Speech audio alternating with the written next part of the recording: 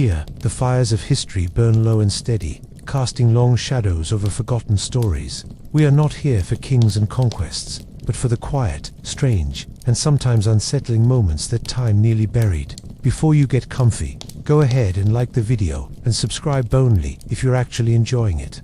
Tell me in the comments where you're watching from and what time it is for you. I'm always curious to see the mix of places and time zones hanging out here together. December of 1776 does not arrive gently. It comes down hard, like a lid being slammed shut on a pot that has been boiling all year. Fields lie scraped and thin, fence rails have been pulled apart for firewood, barns stand half empty, and the roads, if they deserve that name, are deep with frozen ruts that snap wagon axles and ankles alike. There is no sense of a season of cheer. That idea belongs to another century. What people feel instead is narrowing, days shortening, options shrinking, patience wearing thin. The war has eaten the year whole, and December feels less like a month and more like a reckoning. Families count what they have left: salt, flour, candles, firewood, and then count again. Slower this time, because the numbers do not change, no matter how carefully you look at them. Cold settles into houses that were never meant to keep it out. Wind slips through warped boards and unchinked gaps. Smoke curls back down chimneys instead of rising cleanly away. Even indoors, breath shows. Christmas is coming, yes, but it comes quietly, almost apologetically, as if unsure whether it should show its face at all. In many homes, December is not marked by anticipation but by calculation. How many days can this sack of meals stretch? How many nights before the last candle burns down to a stub too small to bother lighting? Firewood is stacked like currency, each log a decision: warmth now or warmth later. Snow does not yet lie deep everywhere, but frost hardens the ground and turns every step into a careful negotiation.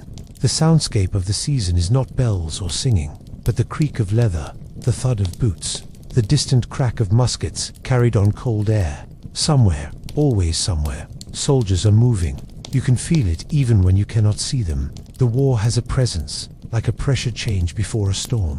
People speak more quietly. Doors are barred earlier in the evening.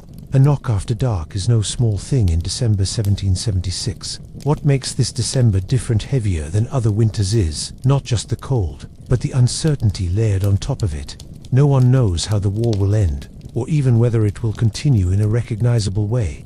The Declaration of Independence is only months old. Its words are bold, but words do not keep you warm. They do not fill a pot or mend a boot. For many, the optimism of summer has burned away, leaving behind something closer to grim endurance. British forces hold major cities. The Continental Army has been pushed back again and again. Rumors move faster than facts, and facts are often worse than the rumors. Some say the rebellion is already lost. Others say the British are growing careless. Most people simply do not know what to believe, and that ignorance weighs on them more heavily than any single piece of bad news. Christmas approaches in this fog of half information and anxiety, stripped of ceremony, reduced to a date that will pass whether anyone is ready or not. In towns and villages, December does not bring a pause in daily labor. Shops remain open where goods are still available. Blacksmiths work with stiff fingers. Women spin and mend by poor light, saving their eyes where they can, because winter is long and eyesight is precious. Children fetch water through ice-fringed paths, learning early how to move carefully on frozen ground. In the countryside, livestock must still be fed and watered, even when troughs freeze solid overnight. Life does not slow because it cannot afford to. There is no surplus of time, no cushion of comfort. Christmas, when it comes, will be folded into the routine rather than standing apart from it. For many Protestants, especially in New England, it is not even considered a religious obligation. Some view it with suspicion, as an imported custom that distracts from more serious faith. Others simply lack the energy to care one way or the other. It is sharp and persistent, the kind that creeps rather than attacks, seeping into joints and lungs, making every movement slightly more expensive than it was the day before. Illness spreads easily in winter, especially where people crowd together for warmth. Coughs linger, fevers flare and fade. Medical knowledge is limited, and doctors are scarce, particularly in rural areas. A bad sickness in December can be a death sentence, not because it is dramatic, but because it is slow and wearing. Christmas offers no protection from this. If anything, winter makes loss more visible. Burials are harder when the ground is frozen. Grief has nowhere to go but inward, where it sits alongside hunger and fear and the steady ache of cold. The landscape itself seems to mirror the emotional state of the colonies. Rivers run dark and heavy, edged with ice. Forests are quiet, animals conserving energy, birds scarce. At night, the sky is often clear and painfully bright, stars sharp as needles above roofs and fields. People notice the sky more in winter, partly because nights are long, and partly because there is less else to look at. Standing outside after dark, wrapped in whatever layers you own, you might feel very small under that sky, very exposed. This sense of exposure extends to politics, to loyalty, to belief. In 1776, it is dangerous to be too certain. A confident declaration today can be used against you tomorrow if the balance of power shifts. So people hedge. They speak in careful phrases. They listen more than they talk. Christmas, with its associations of peace and goodwill, feels oddly out of step with this reality. For those near the paths of armies, December is worse. Soldiers on the move take what they need, whether they pay for it or not. Requisitions blur into theft when paperwork is meaningless to someone whose barn is suddenly empty. Even friendly troops are a burden. They need food, shelter, firewood, horses. They bring lice and disease. They bring news, but news is a double-edged gift. A household that hosts soldiers one night may find itself targeted by the other side the next. Neutrality is difficult to maintain and often impossible. Christmas does not suspend these pressures. If anything, winter intensifies them, because resources are scarce and desperation grows. In the cities, the mood is different but no lighter. Occupied places like New York are crowded, tense, and divided. Loyalists and patriots live side by side, watching one another, measuring words and gestures. British officers may attend dinners and dances, trying to maintain a veneer of normalcy, but even these events carry an edge. Outside the circles of privilege, common people struggle with high prices and shortages. Fuel is expensive. Food is rationed or hoarded. The poor suffer most, as they always do. Christmas decorations, if they exist at all, are minimal. Perhaps a bit of greenery brought indoors more for freshness than symbolism. Candles are lit sparingly. Music is rare, not because people dislike it, but because instruments are luxuries and energy is limited. In rural households, Christmas Eve is often indistinguishable from any other winter evening. Supper is simple. Bread, perhaps a bit of meat if there is any left to salt. Maybe a thin stew stretched with root vegetables. People eat early to save light.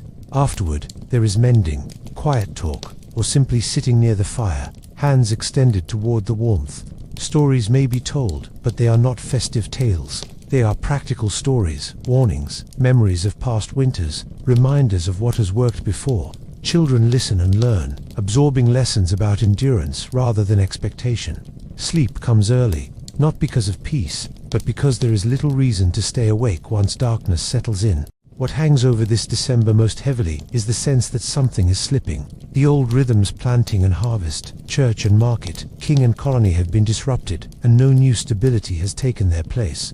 Independence has been declared, but independence is not yet lived. It exists on paper and in speeches, not in warm houses or full bellies. Christmas, traditionally a marker of time and meaning, struggles to find its footing in this in-between world. For some, it is ignored. For others, it is observed quietly, privately, stripped of public display. A prayer said at home, a brief reading of scripture, a moment of reflection that acknowledges the season without demanding celebration. Even among those who wish to mark Christmas, there is restraint. Loud celebration feels inappropriate when neighbors are suffering, when sons and husbands are away, when the outcome of the war is so uncertain. Joy, if it appears at all, is muted and fragile. It exists in small things. A fire that burns a little longer than expected. A letter received from a distant camp. A day without bad news. These are not the things later generations will put on cards or ornaments, but they are real, and they matter deeply to the people experiencing them. As December wears on, the cold deepens, and with it, the sense of waiting. Waiting for news, waiting for an end, waiting for something, anything to break the monotony of fear and hardship. Christmas arrives into this waiting, not as a climax, but as another point on the long line of days that must be endured. People wake up on Christmas morning much as they did the day before, aware of the date but constrained by the same limits. The war does not pause. The cold does not relent. Hunger does not politely step aside for a holiday. And yet, even in this bleakness, December of 1776 is not without meaning. It is a threshold, though no one can see clearly what lies on the other side. The uncertainty that defines the season is also, quietly, a form of possibility. The same fog that obscures the future hides its dangers and its hopes alike. People endure because they must, but also because endurance itself has become a statement. To survive the winter is to keep the story going, even if you do not know how it will end. This is the atmosphere into which Christmas steps in 1776 America. Cold, cautious, stripped of ornament, heavy with worry. It is not a season of nostalgia or comfort. It is a season of holding on, of getting through the night, of keeping the fire alive until morning. The Christmas that later generations will imagine with warmth, abundance, and easy cheer has little to do with this moment. Here, Christmas is quiet, practical, and uncertain, shaped not by tradition or sentiment, but by the hard, unyielding facts of winter and war. Christmas in 1776, America does not occupy the center of the calendar, the way it later will. It sits off to the side, awkward and unresolved. A day some people notice and others deliberately ignore. This is one of the hardest things for modern minds to accept. Christmas is not yet the emotional anchor of the year. It has no monopoly on warmth, family, or generosity. For many colonists, especially in New England, it is not even welcome. The idea that December 25th should be special is, to them, questionable at best and offensive at worst. Their discomfort with the holiday runs deep, rooted in theology, history, and habit. Christmas smells faintly of Catholicism to Protestant noses, and that alone is enough to make it suspect. It also smells of Old England, of imposed tradition, of authority reaching into private faith. In a year defined by rebellion, those associations matter. The Protestant calendar of much of colonial America does not revolve around feast days. It revolves around the Sabbath, around regular worship, discipline, and restraint. Excess is frowned upon. Emotional display is treated with caution. The idea of a day set aside for merriment, decoration, and indulgence feels dangerously close to moral laxity. In some communities, Christmas had once been explicitly discouraged or even banned. Though those bans are mostly a thing of the past by 1776, their influence lingers in attitudes and habits. People do not suddenly embrace a holiday simply because time has passed. Cultural memory is stubborn. It teaches people what to ignore as much as what to celebrate. So on December 25, 1776, many shops open as usual. Tradesmen go to work. Markets operate if there are goods to sell. Courts may sit. Letters are written. Bills are paid. The day does not announce itself with bells or banners. If you did not know the date, you might not notice anything different at all. This is not negligence. It is intentional normalcy. Treating Christmas as an ordinary day is, for some, a quiet expression of principle. Faith, they believe, should not be dictated by the calendar. God does not require anniversaries. Holiness is meant to be steady, not seasonal. Even in places where Christmas is acknowledged, it is done without spectacle. There is no standardized way to observe it.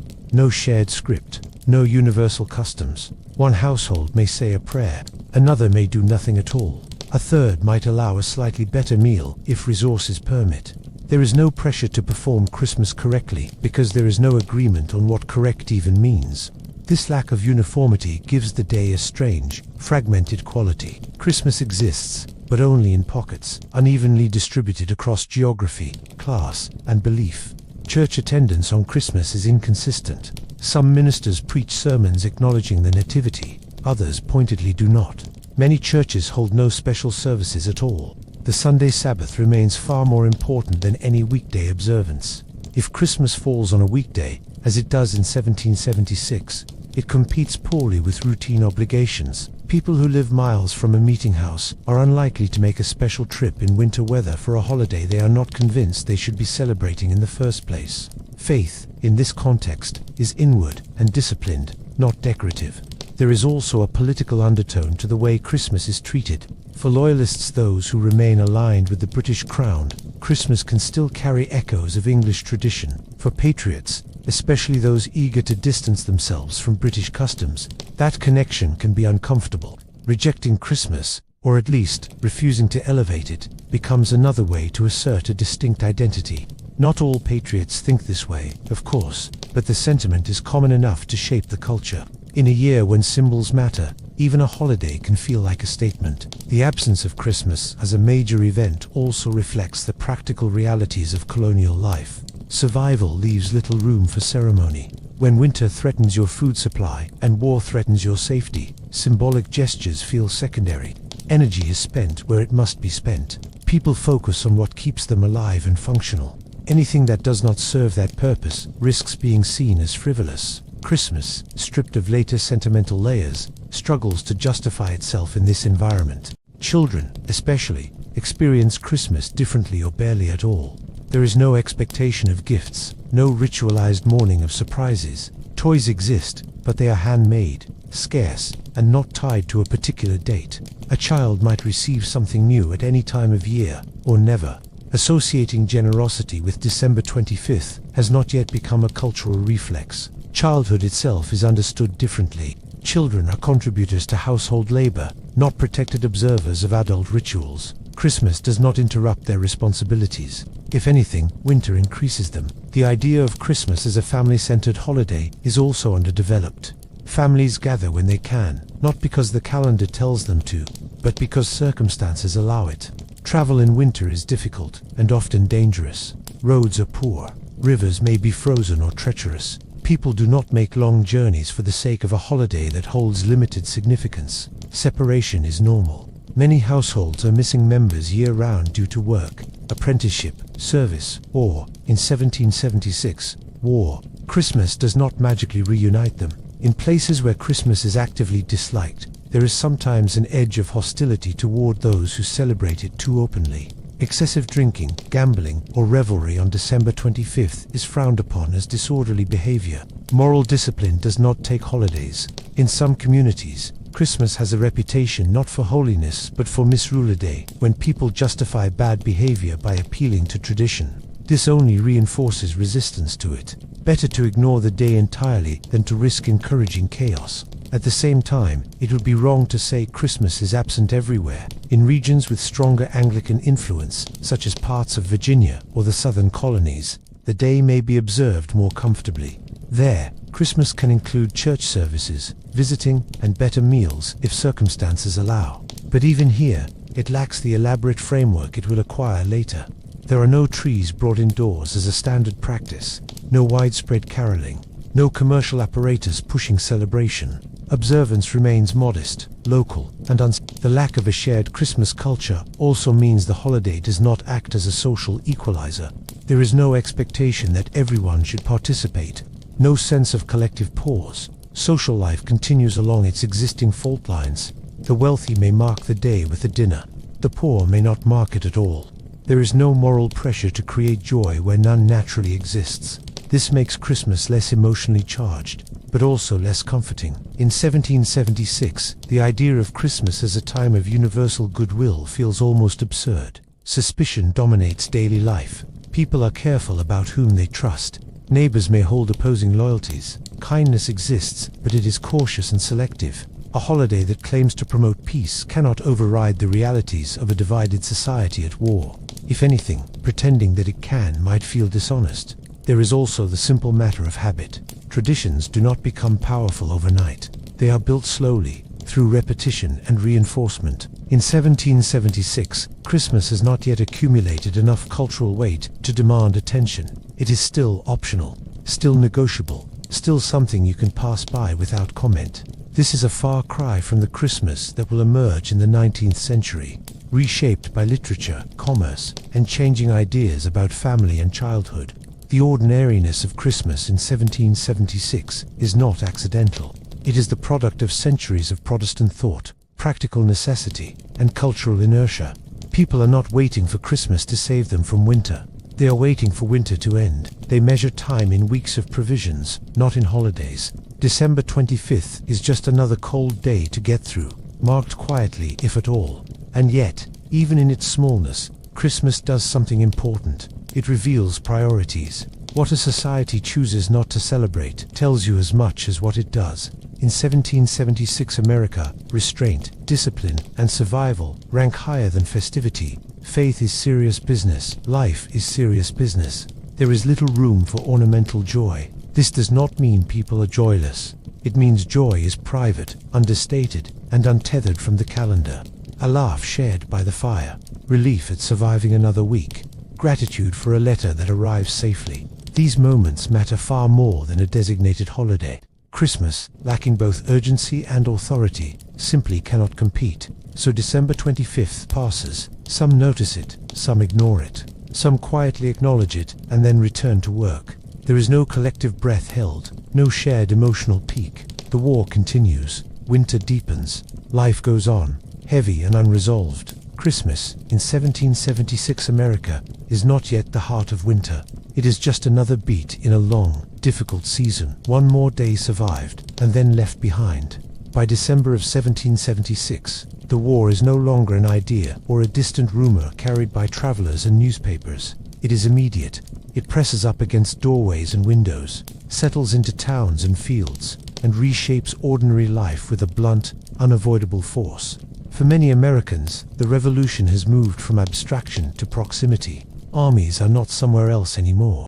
They are close enough to hear, close enough to feed, close enough to fear. Christmas approaches under the shadow of boots on frozen ground, under the knowledge that armed men may appear at any moment, asking or demanding entry. In regions touched directly by military movement, the war becomes a daily negotiation. Roads that once carried carts of produce now carry columns of soldiers. Fields that once promised spring planting bear the scars of encampments, trampled grass, discarded equipment, shallow graves. Fences are pulled down not out of malice, but because soldiers need firewood and there is little else available. Barns are emptied, sometimes with payment, sometimes without. The distinction matters less than the result. When supplies vanish in December, there is no time to replace them. For civilians, this creates a constant low-level dread. You never quite know who will arrive next. Continental troops may come seeking food, shelter, or intelligence. British or Hessian troops may arrive with authority and confidence, assuming compliance as their due. Loyalist militias might appear, enforcing order in the king's name. Patriot committees might appear, enforcing loyalty in the name of the new nation. Each group brings its own expectations, its own rules, its own dangers. A family that satisfies one side too openly risks punishment from the other. Neutrality becomes a fragile fiction, easily shattered by circumstance. The knock on the door after dark is the sound people fear most. In winter, night falls early. Darkness stretches long and deep, broken only by firelight and moonlight reflecting off snow or frost. A knock during these hours is not casual. It carries weight. It might mean soldiers looking for billets. It might mean a patrol checking loyalties. It might mean someone fleeing, desperate for help.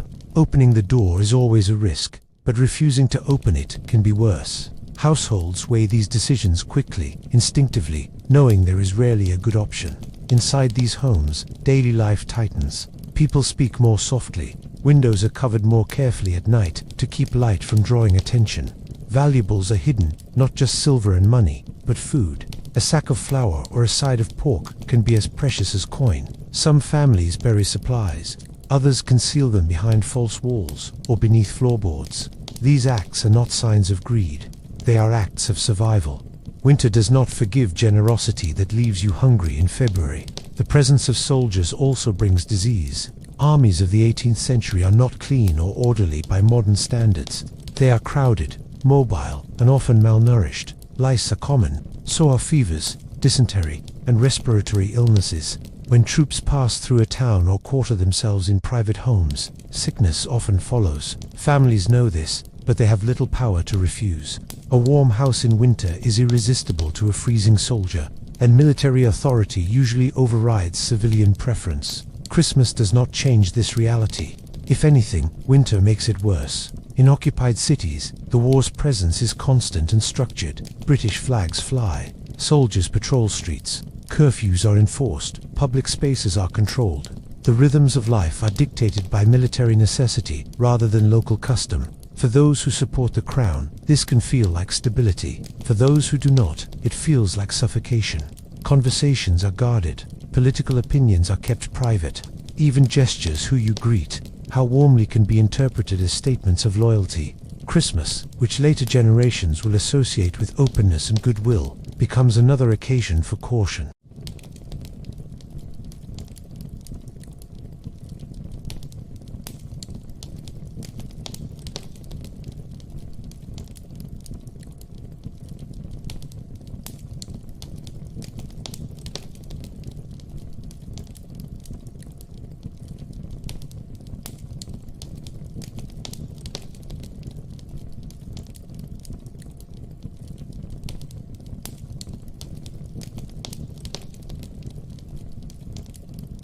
fear becomes habitual.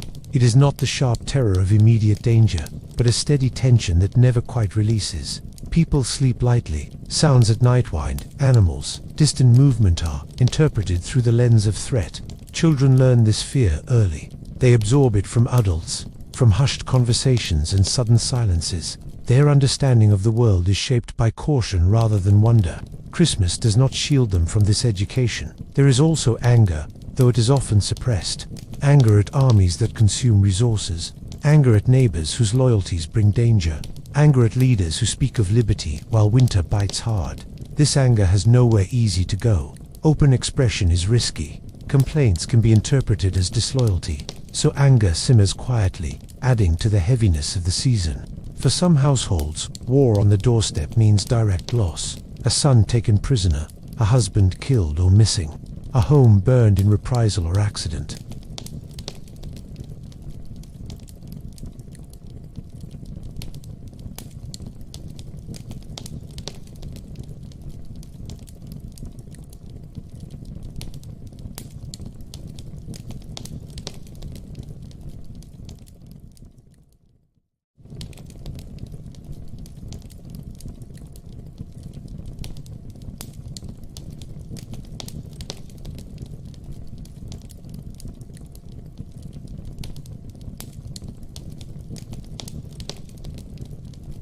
Imported items, tea, sugar, spices are scarce or expensive. These changes alter daily habits and expectations. Christmas traditions that might rely on special foods or goods are quietly abandoned, not out of ideological choice, but because they are no longer practical. The war reshapes culture by reshaping supply. Religious language often frames this suffering, but it does not soften it. Some interpret hardship as a test, others as punishment, others simply as reality. Sermons speak of sacrifice and endurance. Ministers urge patience and faith. These messages may provide structure, but they do not remove fear.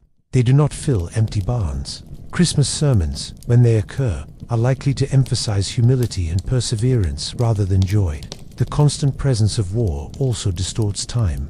Days blur together, marked more by events than dates. A skirmish, a requisition, a letter, these are the things people remember, not the calendar. Christmas, falling amid this flow, struggles to stand out. It is not that people forget the date entirely. It is that the date feels secondary to more pressing concerns. Survival does not follow holidays. For soldiers themselves, the war on the doorstep means they are often the doorstep. Many are young, underpaid, poorly clothed, and exhausted. They carry their own fears and frustrations. When they enter civilian spaces, they bring that burden with them. Interactions between soldiers and civilians are shaped by imbalance. Even well-intentioned soldiers impose simply by existing. Civilians feel watched, evaluated, vulnerable. Christmas does not erase these dynamics. There are moments of uneasy coexistence, a shared meal, a conversation by the fire. These moments can be surprisingly human, reminding both sides of what is at stake. But they are fragile. They exist within a larger structure of power and threat. One wrong word, one shift in circumstance, can end them abruptly. As December deepens, the sense of being hemmed in grows stronger. Winter closes roads. War closes options. People feel trapped between forces they cannot control. Christmas arrives into this confinement, carrying none of the escape it will later promise. It does not offer release or renewal. It offers, at best, a brief acknowledgement of shared humanity amid division. This is what it means for war to be on the doorstep in 1776 America. It is not constant battle, but constant proximity. Not endless fighting, but endless readiness. The knowledge that violence could intrude at any moment shapes every decision, every interaction. Christmas does not stand apart from this reality. It is absorbed into it, muted and constrained. When December 25th passes, it does so under the same conditions that defined the days before it. The war does not pause. Armies do not withdraw. Fear does not lift. Life continues, narrowed and tense. Christmas becomes just another day lived under watchful eyes. Another night listened through carefully. Another small marker passed in a season dominated not by celebration, but by survival. By the time Christmas approaches in 1776, Washington's army is not a force marching confidently toward victory. It is a body held together by habit, exhaustion, and the thin hope that anything might change. On paper, it is an army, In reality, it is a collection of cold, hungry men stretched to the edge of endurance. The language of patriotism still circulates, but it has begun to sound hollow against the daily grind of survival. Liberty is an idea, frostbite is immediate, and in December, it is the immediate things that dominate thought. The retreat across New Jersey has stripped the army of more than territory. It has stripped it of momentum, of morale, of certainty. Men have watched towns fall behind them, bridges crossed and then burned or abandoned, rivers widened by winter rain and ice. Each step backward feels like an admission, even if it is strategically necessary. Soldiers do not debate strategy around campfires. They feel direction. They feel cold. They feel the quiet shame of retreat, compounded by the knowledge that enlistments are expiring soon. Many men signed up for a year, and that year is ending. Christmas is not a holiday to them. It is a deadline. Camps in December are harsh places. There is no neat alignment of tents or comfortable barracks for most of the Continental Army. Shelters are improvised, often little more than canvas stretched over frozen ground, or rough huts built hastily from whatever timber can be found. Fires burn constantly where fuel allows, but fuel is always short. Smoke hangs low in cold air, stinging eyes and lungs.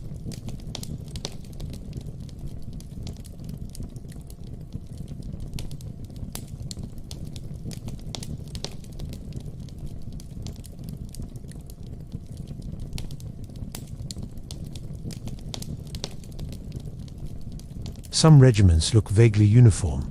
Others are a patchwork of civilian coats, hunting shirts, and worn-out shoes. Many soldiers have no shoes at all. They wrap their feet in rags, in pieces of blanket, in whatever they can find. These makeshift solutions offer little protection. Marching leaves bloody prints in the snow, a detail that will later become emblematic of the army's suffering because it is true. Feet crack, toes blacken.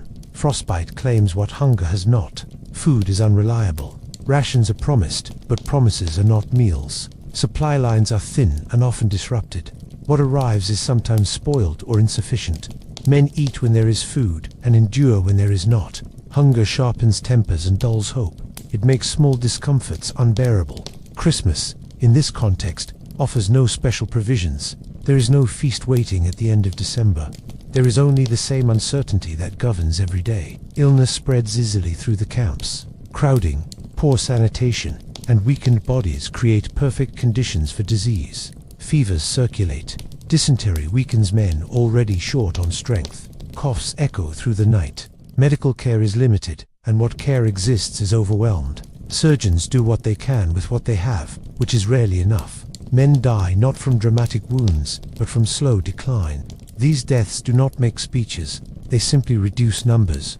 Morale suffers accordingly. The early excitement of rebellion has worn thin. Soldiers have seen enough to know that war is not glorious. It is repetitive, uncomfortable, and unforgiving. Pay is irregular.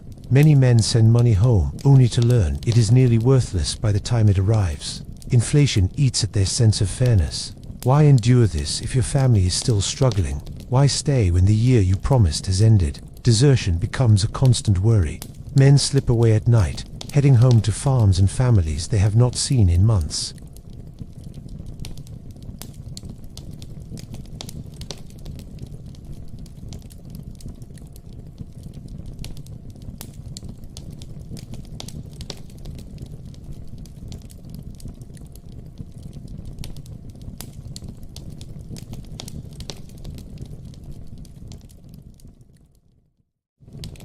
He is not blind to the army's condition. He sees the bare feet, the hollow faces, the thinning ranks.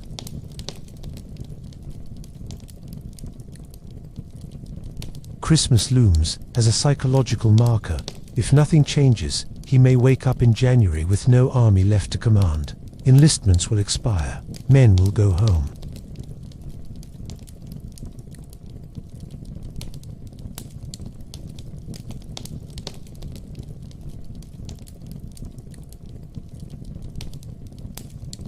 He rides among them, observes their state, listens to reports that offer little good news.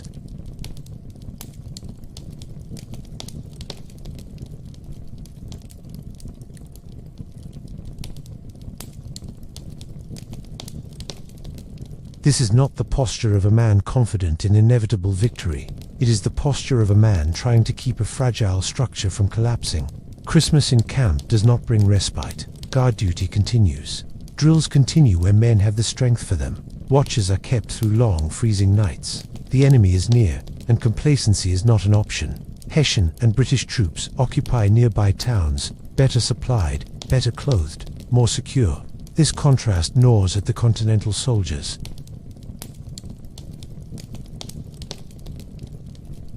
There are moments of bitterness. Why should the British be warm while they freeze? Why should hired soldiers be paid reliably while they wait for wages that may never come? These thoughts circulate quietly, rarely voiced openly, but deeply felt. Christmas, traditionally associated with generosity and goodwill, only sharpens the sense of imbalance. If there is a season for mercy, where is it now? And yet, despite everything, the army does not dissolve entirely. There is stubbornness here, a refusal to let go completely. Part of it is loyalty to comrades. You stay because the man next to you is staying. You endure because leaving would mean abandoning him. Part of it is belief, though belief has shifted from triumph to survival. Men do not speak of victory as often.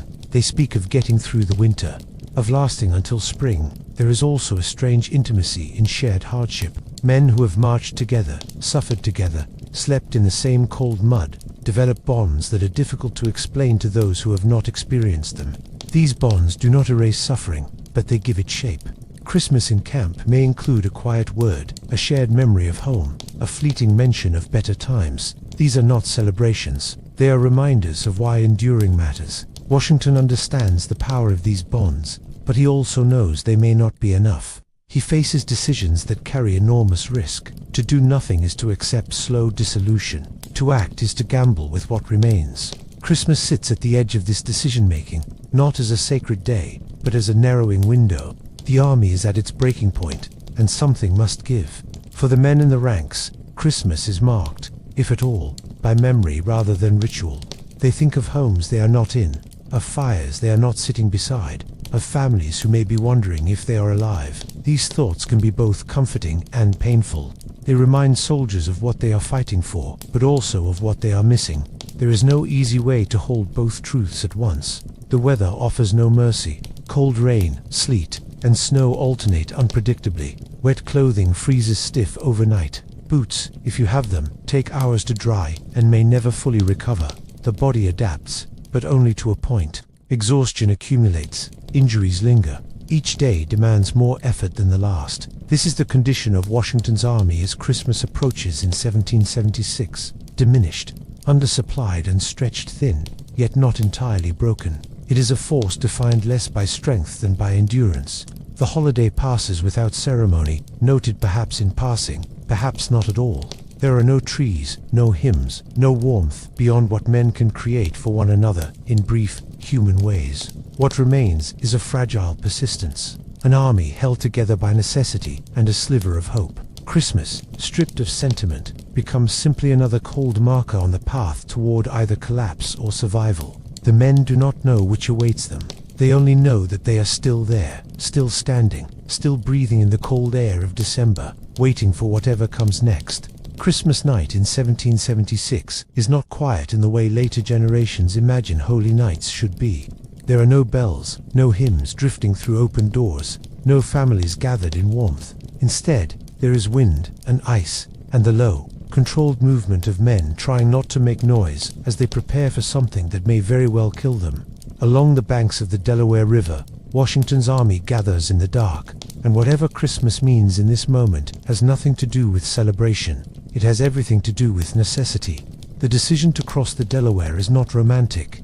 It is born from desperation, sharpened into resolve. Washington understands the reality he faces. His army is shrinking by the day. Enlistments are expiring at the end of the year. Morale is threadbare. If he retreats again, or even remains inactive, the army may simply evaporate. The revolution does not need a dramatic defeat to fail. It only needs momentum to die. Christmas, approaching fast, marks the edge of that momentum. The plan itself is risky in ways that are obvious even to the men who will carry it out. Crossing a river in winter is dangerous under the best of circumstances. Crossing it at night, in a storm, with an army burdened by artillery, horses, and exhausted men, borders on reckless. Ice floes drift in the dark water, colliding with boats, threatening to crush them. The river is swollen and fast-moving. A misstep can mean drowning in freezing water, death in minutes. Everyone involved knows this. No one needs to explain it. Preparation begins earlier in the day, though much of it happens out of sight. Orders are given quietly. Units are positioned. Boatsterum boats, sturdy but not magical, gathered and readied. Men are told to be prepared to move after dark. There is no speech about glory. There is no talk of Christmas miracles. The language is practical and spare. You will cross. You will keep silent. You will follow orders. That is all. As evening falls, the weather worsens. Snow mixes with sleet. Wind cuts through coats and blankets. The kind of cold that makes hands clumsy and faces numb settles in. This is not an ideal moment for anything, let alone a complex military maneuver. But delay only makes things worse. Washington knows this. He chooses to proceed not because conditions are favorable, but because waiting offers no improvement. This too is a kind of leadership, acting when no good options remain. Men begin to move toward the river in small groups, careful to avoid noise and confusion. Footsteps crunch softly on frozen ground. Breath fogs the air. Muskets are carried carefully, powder protected as best it can be from moisture. Artillery is maneuvered into position with effort and quiet curses. Horses are nervous, sensing tension and unfamiliar movement. Everything takes longer than planned. It always does. The river itself is a presence, dark and restless. In daylight, it would already be intimidating. At night, in a storm, it feels almost alive. Ice floats past in irregular shapes, knocking against hulls with dull thuds. The sound carries farther than anyone would like. Men glance instinctively toward the opposite bank, half expecting alarm. None comes, but the waiting is heavy. Loading the boats is slow, careful work. Soldiers step down into unstable craft, balancing themselves and their equipment. A slip could send a man into the water, and everyone knows what that would mean. There is no rescue in such conditions. Those who fall in will not come out. This knowledge sharpens focus. Fear does not disappear. It is managed, folded into movement. Washington is present throughout this process, visible in the dark, moving among the men. His presence matters, not because it makes the cold less cold, or the danger less real, but because it anchors the moment. He is not somewhere safe issuing orders. He is there, sharing the risk. Soldiers notice this, even if they do not comment on it. Leadership in this moment is not rhetorical. It is physical. The crossing begins, boat by boat. The current is strong. Oarsmen work hard to keep their lines, fighting both water and ice. Boats drift downstream despite their efforts, forcing corrections that slow progress further. Time stretches. The original plan calls for a coordinated, timely crossing. Reality intervenes. Units arrive late. Others struggle to land at their intended points. Everything is delayed. The storm intensifies. Snow stings faces. Sleet coats surfaces in ice. Hands grow numb, making it harder to grip oars and weapons. Men who reach the far bank must climb up steep, icy ground, pulling themselves and their equipment with effort that borders on exhaustion. There is no rest waiting on the other side, only more movement. Christmas passes almost unnoticed in this work. Midnight comes and goes without remark. No one marks the moment. There is no sense of ritual. Time is measured in tasks. Load, cross, unload, move. The holiday exists only in memory, as a contrast to what this night actually is. If any man thinks of home, it is briefly pushed aside by immediate demands. Despite the delays and difficulties, the crossing continues. Artillery is ferried across with painstaking care. Horses are brought over, frightened and reluctant. Each successful landing feels like a small victory, but there is no celebration. There is only relief and the awareness that much remains to be done. The risk does not end at the riverbank. In some ways, it only begins there. By the time the last units make it across, the night is nearly gone. The army is behind schedule. Dawn approaches. The plan relies on surprise, and surprise relies on timing. Washington faces another decision, whether to press on or turn back. Turning back would mean admitting failure, possibly the final one. Pressing on means attacking tired men against a fortified enemy after a brutal night. Again, there are no good options. He chooses to press on. The march toward Trenton begins under miserable conditions. Snow and sleet continue to fall. Roads are slick and uneven. Men stumble, slip, and push themselves forward. Fatigue weighs heavily. Many have been awake for hours, exerting themselves continuously. Hunger gnaws. There is no breakfast waiting, no pause to gather strength. The movement itself is the only option. Silence is enforced as much as possible. Commands are passed quietly. Muskets are kept ready, though dampness threatens their reliability. The possibility that powder will fail is real and terrifying. Men are instructed to rely on bayonets if necessary. This instruction carries its own weight. Close combat is personal and brutal. The idea sits heavily in the mind as they march. Christmas morning dawns grey and hostile. The world is stripped of softness. There is no beauty here, no peaceful snowfall, no golden light. Just cold, wet air and the sound of an army moving through it. For the men involved, this morning will redefine Christmas forever, not as a day of rest, but as a day of risk. What happens next? The attack on Trenton will matter enormously. But even before a single shot is fired, the crossing itself has already achieved something critical. It has broken inertia. It has replaced passive endurance with action. For an army on the brink of dissolution, that shift is everything. The men do not articulate this in grand terms. They feel it instead, in the way movement cuts through despair, in the way purpose sharpens focus. Christmas, in this moment, becomes less a date and more a threshold.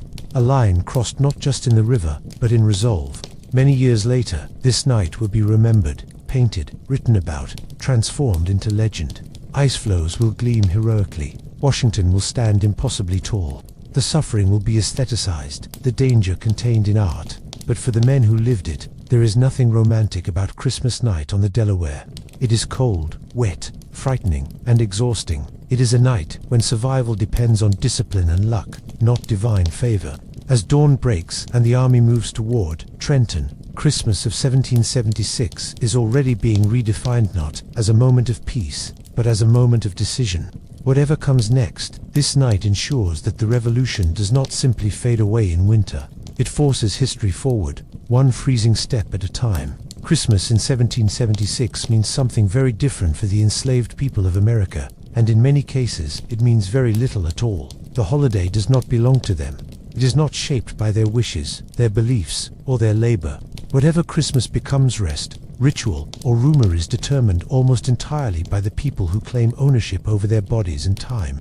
In a year already defined by upheaval and contradiction, this reality sits at the heart of the revolution's most uncomfortable truth. The fight for liberty unfolds alongside a system that denies it daily to hundreds of thousands of people. For some enslaved people, Christmas brings a brief change in routine. On certain plantations and in some households, masters allow a day or perhaps two without the usual labor. This practice varies widely by region, temperament, and economic pressure. It is not a right, it is a concession, and even when it is granted, it exists within strict limits. Rest does not mean freedom. It means a pause in enforced work, always temporary, always revocable. The body is still owned. Time is still controlled. In other places, Christmas changes nothing at all. Fields still need tending. Livestock still require care. Household labor continues, uninterrupted. Winter does not erase the demands of plantation life. It only alters them. Wood must be chopped. Fires must be maintained. Food must be prepared.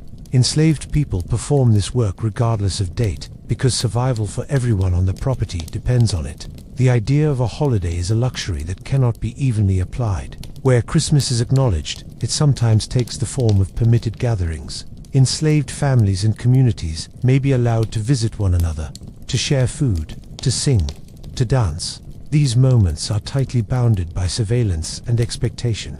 They occur under watchful eyes. They are framed as rewards for obedience rather than expressions of humanity. Still, they matter deeply to the people who experience them. In a system designed to fragment families and erase autonomy, even a few hours of communal life can be profoundly sustaining. Food plays a complicated role in these gatherings. Masters may distribute extra rations, a bit of meat, some molasses, perhaps a dram of alcohol. These offerings are often remembered and recorded by enslavers as evidence of benevolence. From the perspective of the enslaved, they are both welcome and bitter. Hunger makes any extra food valuable, but generosity that underscores dependence carries its own sting. You are fed because someone chooses to feed you, not because you deserve to eat. Religion intersects with Christmas in uneven ways. Some enslaved people are exposed to Christian teachings through their enslavers or missionaries. The story of Christ's birth may be familiar, though its meaning is filtered through a context that emphasizes obedience and submission. Passages about suffering and humility are often highlighted. Passages about liberation are downplayed or reinterpreted. Enslaved listeners, however, are not passive. They hear what they hear. They draw their own meanings. The idea of a savior born into poverty, under oppression, can resonate in ways enslavers do not intend. African spiritual traditions also persist, often quietly, often in modified form. These traditions do not align neatly with the Christian calendar. Winter gatherings may incorporate music, rhythm, storytelling, and ritual that draw on older cultural roots. Christmas, when it allows for communal time, can become a vessel for these practices, even if it is not their origin. The holiday's imposed framework is reshaped from within, used to sustain identity rather than erase it. The war complicates everything. British proclamations offering freedom to enslaved people who escape rebel masters circulate widely, carried by rumor and hope. News travels fast among enslaved communities, even when enslavers try to suppress it. Christmas of 1776 arrives amid this undercurrent of possibility. The idea that liberty might be attainable not abstractly, but physically changes how people think about time and risk. A holiday that offers movement, gathering, or reduced oversight can also offer opportunity. Some enslaved people use Christmas as cover for escape. Travel between plantations, visits to relatives, or simply the loosening of routine can create openings. The dangers are immense. Capture means punishment, sale, or worse. Winter makes flight harder, not easier. Cold, hunger, and unfamiliar terrain threaten even the most determined escape. Yet the promise of freedom outweighs these risks for many. Christmas becomes not a celebration, but a calculated moment. For others, the war brings increased hardship. As men leave plantations to fight, enslaved people are tasked with additional labor. Shortages increase pressure. Enslavers anxious about loyalty tighten control. Patrols intensify. Violence becomes more unpredictable. In this environment, Christmas may be stripped of whatever limited relief it once offered. Fear does not take holidays. The contradiction between revolutionary rhetoric and enslaved reality is stark in December 1776. Words, like liberty and freedom, circulate in pamphlets and sermons, but they do not extend to everyone. Enslaved people hear these words, understand them, and measure them against lived experience. The gap is impossible to ignore. Christmas, with its themes of hope and renewal, only sharpens the contrast. A society that proclaims universal rights while maintaining human bondage reveals its fractures most clearly in moments meant for reflection. Family separation remains a constant pain. Enslaved families are rarely intact in the way later narratives imagine families should be. Spouses may live on different properties. Children may be sold away at any time. Christmas gatherings, when permitted, can reunite people briefly, but they also remind them of absences. Joy and grief coexist closely. A song sung together carries both comfort and loss. Children experience Christmas through this lens of instability. They may enjoy rare treats or moments of play, but they also absorb the realities of their status early. They learn what is allowed and what is dangerous. They learn when joy must be quiet. The holiday does not protect them from labor or discipline. It simply shifts the tone for a moment, if at all. In urban settings, enslaved people encounter different dynamics. Hired out labor, proximity to free black communities, and exposure to diverse ideas create additional complexity. Christmas in cities may include larger gatherings, more visible celebrations, and greater movement. These conditions can foster connection and resistance, but they also attract scrutiny. Enslaved people navigate these spaces with care, balancing opportunity against risk.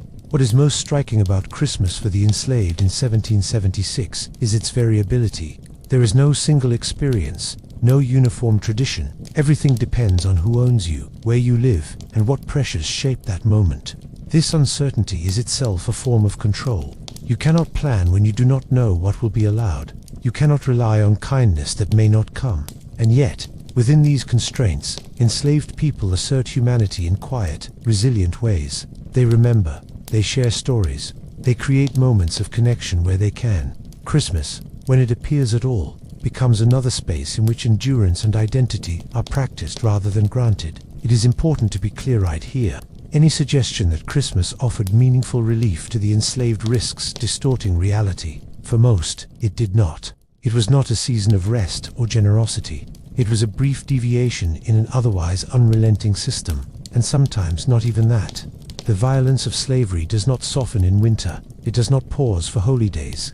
The war will eventually alter the institution in profound ways, but in 1776 those changes are only beginning, and they are uneven. Christmas arrives into a world where liberty is loudly proclaimed and narrowly applied. Enslaved people stand at the center of that contradiction, living proof of its limits. So when Christmas passes in 1776, it leaves behind no universal memory among the enslaved. It leaves fragments instead: a meal shared, a song sung, a plan whispered, a punishment endured, a hope kindled or crushed. These fragments do not form a sentimental picture. They form a record of survival under constraint. This is Christmas for the enslaved in revolutionary America, conditional, controlled, and heavy with meaning that the holiday itself does not provide. It is a reminder that while some Americans mark the season with reflection or resolve, others are simply enduring another day within a system that refuses to recognize their humanity, no matter what words are spoken about freedom beyond their reach. For the civilian population in December 1776, Christmas is not a day of joy or even respite. It is another test of endurance, patience, and nerve. The Revolutionary War has transformed daily life into a continuous negotiation with scarcity, danger, and uncertainty, and the approach of the holiday does little to soften that reality. Families do not gather around warm fires in anticipation of celebration. They huddle in drafty homes, attuned to every sound outside, measuring each knock, each distant shout, against the possibility of intrusion. The war is not a distant story told in newspapers or taverns. It is immediate, pressing, and unpredictable. Every household, whether loyalist, patriot, or neutral, feels the weight of proximity. Christmas does not interrupt this vigilance. It exists within it. In towns near troop movements, streets are tense. People watch for uniforms, for movements that might indicate a patrol or a requisition. Horses clip-clop through frost-covered roads, dragging carts laden with supplies that may belong to the town, the army, or someone else entirely. Smoke from chimneys is measured too much may draw attention. Too little may leave a home cold and unsafe. Every household decision becomes a matter of strategy. In this sense, Christmas is both present and irrelevant. The calendar date is known, but it is not the organizing principle of life. Fear and survival dominate attention. Markets, when they operate at all, are precarious affairs. Winter supplies are scarce.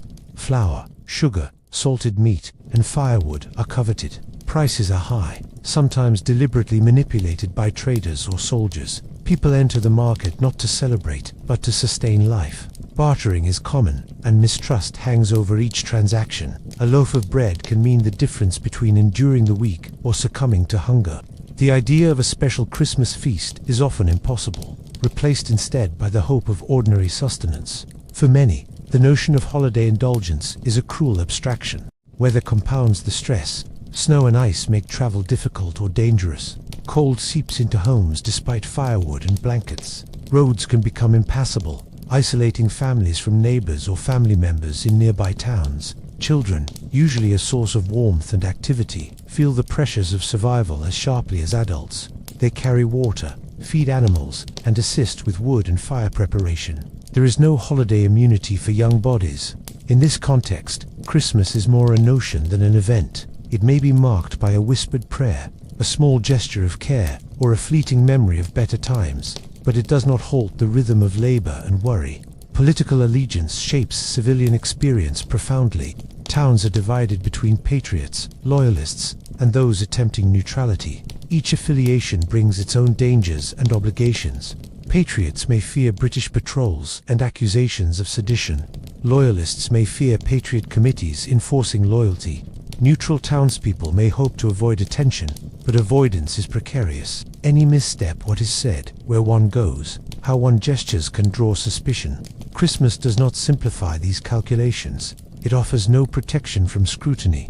Indeed, a desire to observe the day could invite suspicion, as authorities may interpret unusual behavior as defiance or alignment with the enemy. Communication is slow and unreliable. Letters are treasured, but delayed. News of family members or military developments arrives piecemeal. often contradictory, often alarming. Rumors circulate as substitutes for verified information, inflaming anxiety. In some cases, people learn of a relative's death or capture only days after the fact, turning what should be a time of connection into a reminder of absence and fragility. The emotional landscape of Christmas is therefore dominated less by joy than by worry, memory, and longing. Community life is heavily influenced by these pressures. Church attendance is inconsistent, either because ministers cannot convene congregations safely or because families are preoccupied with more immediate concerns. When services occur, they often emphasize endurance, sacrifice, and moral fortitude rather than celebration. Sermons speak of perseverance and divine oversight, but they cannot undo the concrete hardships of frost, hunger, or fear. Christmas, in the sense of communal festivity, is therefore muted. Spiritual reflection replaces revelry, but even this is tinged with anxiety. The presence of the military Continental or British amplifies the civilian strain. Troops require food, shelter, or information. They arrive with authority, sometimes politely, sometimes coercively. Compliance is rarely optional. Soldiers need supersede household plans. Families anticipate visits with dread, wondering whether their stores will be requisitioned, their rooms occupied, or worse. In extreme cases, homes are searched, property is seized, and personal freedoms are violated. Christmas offers no exemption. The date is irrelevant to the forces that shape civilian experience. Children, in particular, confront a stark reality. They are often aware of family and community divisions and of the risks involved in movement and interaction. Their understanding of the holiday is shaped by scarcity and danger. Unlike the later sentimentalized vision of Christmas, they may associate the date with extended labor, fear of patrols, or reminders of absent parents or siblings. Play and delight exist, but always constrained by circumstance. Any sense of festivity is fragile, quickly overtaken by necessity. Civilians also deal with the emotional fallout of indirect war experiences. Refugees from nearby skirmishes arrive with stories of destruction and loss. Some towns host displaced families, providing temporary shelter while managing scarce resources. Others must contend with fleeing soldiers or deserters, whose presence can be unpredictable and threatening. Families navigating these pressures experience constant vigilance. Christmas, then, is more a temporal marker than a relief. It signals midwinter and the passage of time rather than offering joy. Scarcity is further complicated by the need to stockpile for the remainder of winter. Firewood, grain, and meat must be rationed. Any attempt to divert resources toward celebration is weighed against the risk of running short during the harshest months. Households that attempt festive meals do so modestly, often improvising with what is available. The ideal of abundant holiday tables exists primarily in memory, rumor, or aspiration. Reality demands adaptation, creativity, and compromise. The psychological impact of constant vigilance cannot be overstated. Adults are anxious, sleep-deprived, and weighed down by responsibility. They measure every action against potential danger. Children absorb these tensions, learning to anticipate risk, and to suppress impulses for safety. Emotional expression is muted, replaced by a continuous calculation of survival probability. Christmas, then, is psychologically overshadowed. Its meaning is absorbed into the broader matrix of care, fear, and responsibility. Civilians in rural areas face additional challenges. Travel distances are greater, neighbors are fewer, and winter conditions are harsher. Roads may be impassable, rivers may be frozen, but treacherous. Isolation intensifies both the physical and emotional demands of survival. Households must rely on internal resources and ingenuity. Christmas does not mitigate isolation. It heightens the contrast between the ideal of communal celebration and the reality of solitude and hardship. The war's disruption of social networks further erodes the potential for Christmas observance. Family and community structures are fragile, fractured by enlistments, occupation, or displacement. Communication gaps prevent coordinated gatherings. Even when families are physically present, the mental preoccupation with survival overshadows the impulse to celebrate.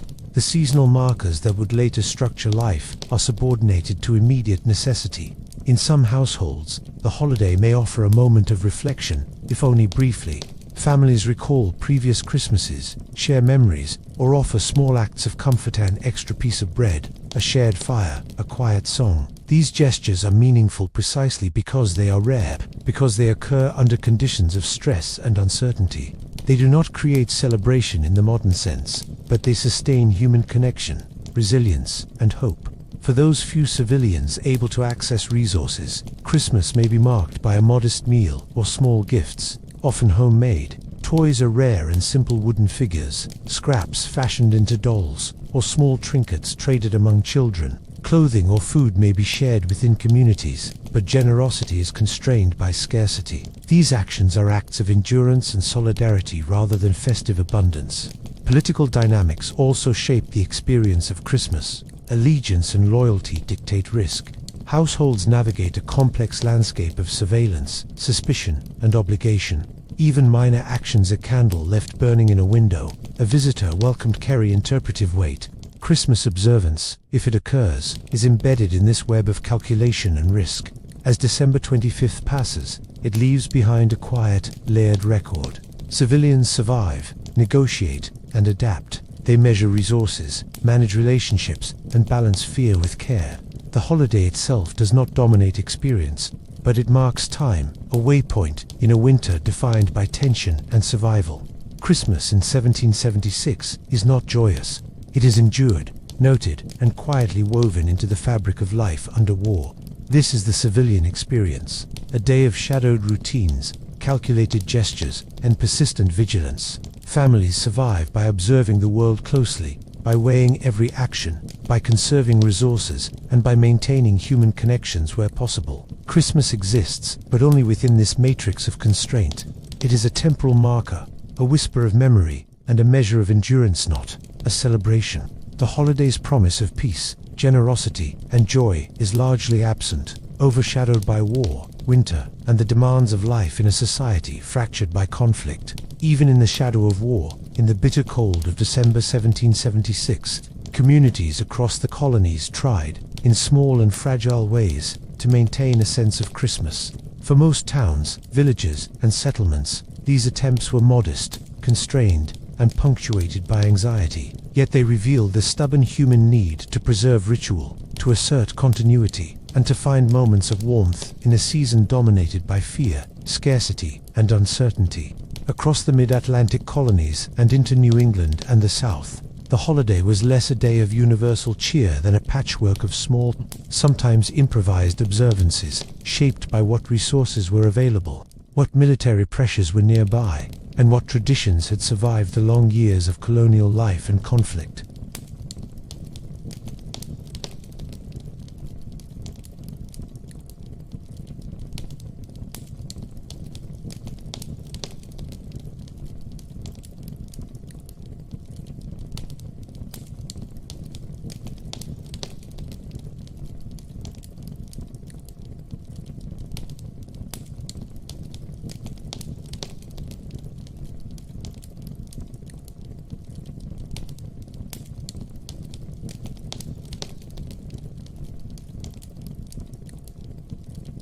In these moments, the narrative of Christmas became one of endurance and memory rather than festivity.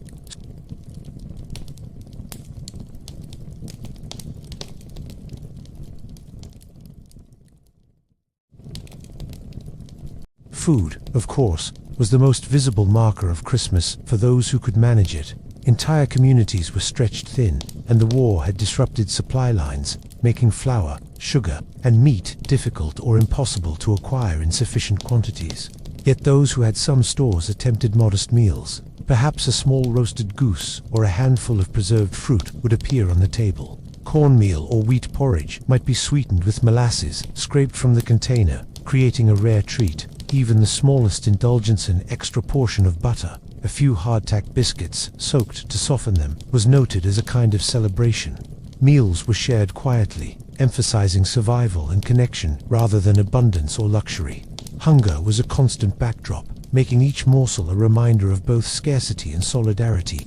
Churches, where they remained accessible, were another focal point for community Christmas observances. Services were often short and austere, emphasizing moral fortitude, piety, and endurance over joy. Sermons reflected the realities of war, highlighting perseverance under trial, the endurance of the faithful, and the moral duty to support one's family and community. Hymns were sung softly, sometimes with missing words or misremembered verses, but the act of singing together created a sense of connection, a fragile affirmation of continuity. Communities relied on the church, not as a source of celebration, but as a reminder that life, though constrained and precarious, had meaning, structure, and ritual, even in the chaos of war. Towns that found themselves near troop movements or on contested territory faced even greater limitations. In such places, Christmas could be entirely overshadowed by fear. Civilians measured every knock, every carriage wheel, every distant shout against the possibility that armed men had arrived to requisition food, horses, or shelter. Some households were pressed into billeting soldiers. Others faced the constant fear of theft or destruction by both patriot and loyalist forces. In these circumstances, Christmas was marked less by ritual than by careful observation, disciplined preparation, and quiet negotiation with circumstances that could shift without warning. A fire left burning too brightly could attract attention. A meal prepared openly could draw soldiers who assumed entitlement. In this environment, the holiday was essentially tactical, its observance constrained by survival imperatives. Yet, even amid fear, communities found ways to connect. Small, clandestine gatherings occurred in basements, barns, or woods, where neighbors could share news, exchange small gifts, or simply speak freely. Food was shared, often in the form of preserved vegetables, small pieces of salted meat, or homemade bread. These moments were profoundly human, even if they lacked the trappings later generations would associate with Christmas. Music was also part of these gatherings. Instruments were rare, but simple songs could be sung unaccompanied. African American spirituals, European carols, and folk tunes coexisted in these spaces, creating a layered soundscape that reflected the colony's diverse population. Stories were told and retold, linking children to older generations, preserving memory and identity. Even if modest and ephemeral, these gatherings offered psychological sustenance, reminding participants that life persisted despite external pressures. Children's experience of Christmas in these communities was necessarily constrained. They rarely received toys or elaborate gifts. If anything, a simple wooden doll, a carved figure, or a small bag of nuts and dried fruit represented the entirety of holiday indulgence. Play often occurred in short bursts, between chores, errands, and lessons in vigilance. They were taught early to observe, to anticipate danger, to perform labor, and to accept scarcity. Yet children also absorbed the cultural memory of Christmas. Songs, stories, prayers, and small gestures of generosity created a sense of continuity that would endure into adulthood, even if the holiday itself remained muted. Regional differences also shaped observance. In New England, where Puritan influence persisted, Christmas was often deliberately muted. Puritan traditions had historically downplayed the holiday in favor of religious reflection and moral rigor.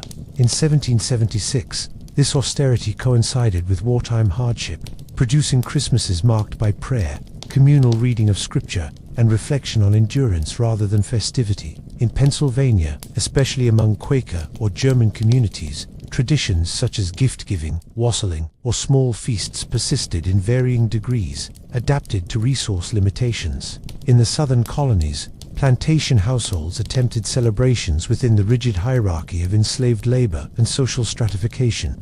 As described previously, meaning Christmas was simultaneously a moment of relative pause and continued oppression. Across all regions, scarcity and danger overrode ritual, but communities persisted in carving out space for human connection, even if fleeting and fragile. The interplay between memory and anticipation also defined these observances. Many adults recalled previous year's celebrations, sometimes embellishing memories to sustain morale. Children were taught stories about Christmases before the war, in homes where stockings, candles, or small gifts had been possible. These recollections became part of the fabric of survival, a psychological strategy to maintain hope in the absence of tangible abundance.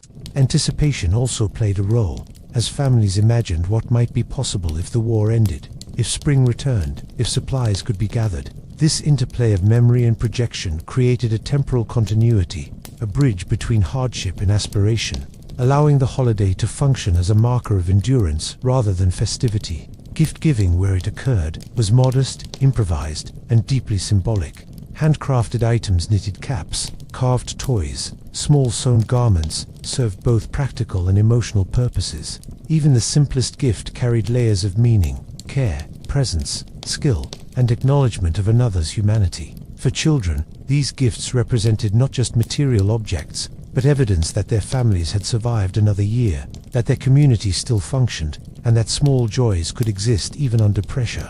In this way, the holiday operated less as a celebration and more as an assertion of human resilience. Food scarcity also encouraged creativity. Families baked what they could from limited ingredients: cornmeal cakes, simple biscuits, dried fruit stewed into porridge. Sweetness was rare, often provided by molasses honey, or small quantities of sugar that had survived wartime disruption. Meals became symbolic rituals, performed with care and attention. Even when ingredients were humble, the act of preparing, sharing, and consuming food together carried profound significance. For communities accustomed to scarcity, this shared act reinforced solidarity and preserved a sense of ritual continuity. Music and storytelling were equally vital. In homes, barns, and sometimes makeshift community spaces, songs were sung and stories were shared. Carols, hymns, and folk songs intertwined with personal anecdotes and oral histories, creating a multi-layered cultural experience that reinforced community bonds. Children and adults alike participated, learning, repeating, and adapting narratives to fit current realities. Music was not merely entertainment, it was a social glue, a method of passing memory, and a subtle form of resistance to the erasure imposed by war. Even in towns under occupation, subtle rituals persisted. People left small tokens for neighbors or family members, shared scraps of food, or performed acts of quiet kindness. These gestures were carefully measured, small enough to avoid attracting military attention, but significant enough to sustain human connection. In a society disrupted by fear and scarcity, such acts of mutual aid became a critical mechanism for emotional survival. Christmas, in these moments, functioned as a conduit for shared humanity, even if the holiday itself remained a shadow of its eventual cultural form. Religious observance, though constrained, provided moral and psychological structure. Ministers emphasized endurance, piety, and communal responsibility, and even minimal observance served as an anchor in a season otherwise dominated by fear. Hymns and scripture reinforced collective identity, connecting townspeople to a sense of continuity that outlasted immediate hardships. For those isolated by geography or circumstance, the mere knowledge that others were observing Christmas in some form provided reassurance and a subtle counterpoint to the pervasive uncertainty of wartime life. Ultimately, Christmas 1776 was not a day of widespread joy or ceremony. It was a time of endurance, adaptation, and quiet human connection. Communities marked it in ways that were modest, inventive, and deeply constrained by the demands of war, scarcity, and fear. Food, music, storytelling, prayer, and small acts of generosity were carefully woven into daily life, asserting continuity and resilience in the face of disruption. For children, these rituals transmitted cultural memory and hope. For adults, they reinforced social bonds and moral structure. For the broader community, they provided a fragile but vital assertion that life continued, that humanity persisted, and that even in December 1776, there was a reason to observe the season. Christmas in this context was not a festival. It was a practice of survival, memory, and quiet assertion. It was a day marked less by joy than by attention, less by abundance than by creativity, less by ceremony than by presence. In the midst of winter, war, and uncertainty, communities across revolutionary America found ways to make the holiday matter in small, persistent, profoundly human ways that would echo in memory long after the cannon fire and frost had passed. By December 1776, the act of eating had become far more than sustenance in colonial America. It was a delicate negotiation with scarcity, weather, and war. Christmas did not arrive with feasts or sweetened pies. For the majority of people, it arrived as another challenge to endure, a moment to apply ingenuity, preserve warmth, and maintain morale. Across towns, villages, and frontier settlements, households faced the familiar winter questions. What food could be gathered, preserved, or traded? What drink could warm the body without exhausting resources? And how could a family or community stretch meager supplies into something resembling nourishment, let alone celebration? For soldiers, enslaved people, and civilians alike, survival and sustenance were inseparable. and the holidays only highlighted the ingenuity and hardship of daily life. The first problem was availability. In 1776, supply lines were fragile at best. Farmers had already struggled through a summer of war-disrupted harvests. Soldiers had seized livestock or grain, leaving townspeople and rural families short. Imported goods, sugar, coffee, tea, spices were limited by blockades and taxation. Flour might be scarce. Salt, pork, when it existed, was rationed. Families rarely had access to the ingredients that would later define Christmas fare, and those who did possessed them in small quantities, to be measured carefully. Meals were never indulgent, they were functional, designed to maintain energy, warmth, and survival until the next opportunity. For most colonial households, the foundation of a Christmas meal was whatever staples could be reliably stored over the winter. Cornmeal and wheat flour formed the basis for porridge, cakes, and biscuits. Beans, peas, and lentils added protein, often combined with the occasional salted pork or ham. Root vegetables, turnips, carrots, onions, and beets were either dug from the ground or stored in cellars, consumed sparingly to stretch their longevity. Dried fruits like apples, raisins, or currants were treats, often kept in small quantities for special occasions, though special was relative. In towns near rivers or lakes, families supplemented their diet with dried or salted fish. On the frontier, hunting provided deer, rabbit, or fowl, but meat remained scarce and highly valued. Preparation itself was laborious. Kitchens were cold, often no more than an enclosed hearth in a single-room dwelling.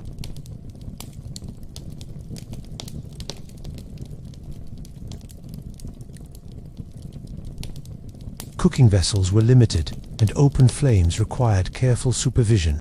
Even boiling water for porridge demanded effort and careful timing. Meals were often simple: one-pot stews, cornmeal mush, or roasted root vegetables. The holiday did not change these necessities, though it sometimes added a layer of ceremonial care, like garnishing a pot with the little fresh herbs that had survived winter storage, or reserving a special piece of meat for a family patriarch or matriarch. For drink, water was the primary option, though hard to keep clean in many areas. Ale, beer, or cider were consumed when available, often home-brewed and sometimes spiced or warmed to make them more palatable in cold weather. Alcohol served both nutritional and psychological functions. It provided calories, stimulated circulation in a cold room, and offered a sense of comfort. Molasses or honey, when accessible, sweetened drinks.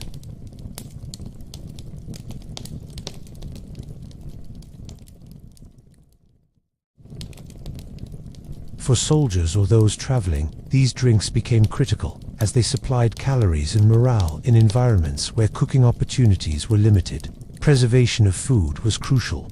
Without refrigeration, families relied on salt, smoke, and cool storage spaces to keep provisions through winter. Salted pork or beef had to be soaked and boiled carefully to avoid spoilage.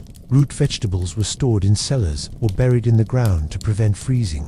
Flour was kept in barrels, protected from moisture and pests, often sifted or sorted before baking. In towns, households sometimes pooled resources to create small communal caches, sharing flour or preserved meat for mutual survival. This was both a practical and social strategy, reinforcing networks of cooperation that helped maintain life during scarcity. Christmas could add urgency to these practices. Families attempted to save portions of the best food for the holiday, often rationing more strictly in the days leading up to it.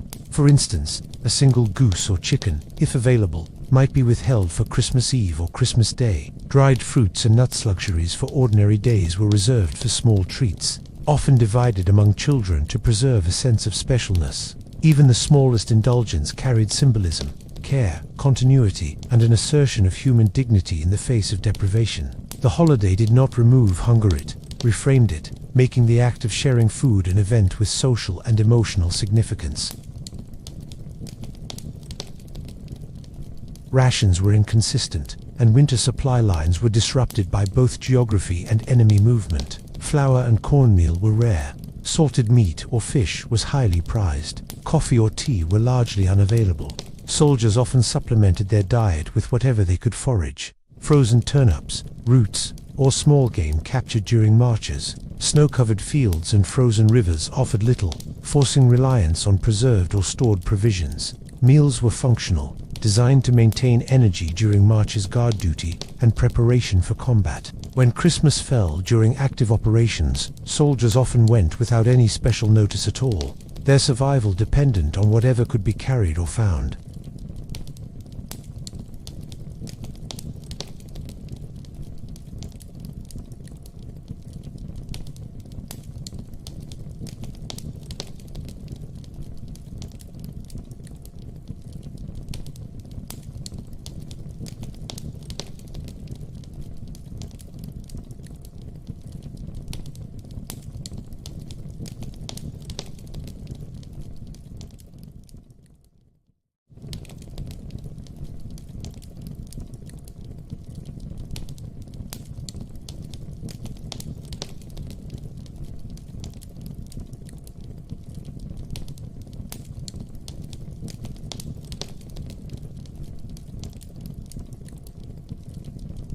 Hard cider, beer, and locally distilled spirits were consumed sparingly, offering warmth and energy. They were also socially significant.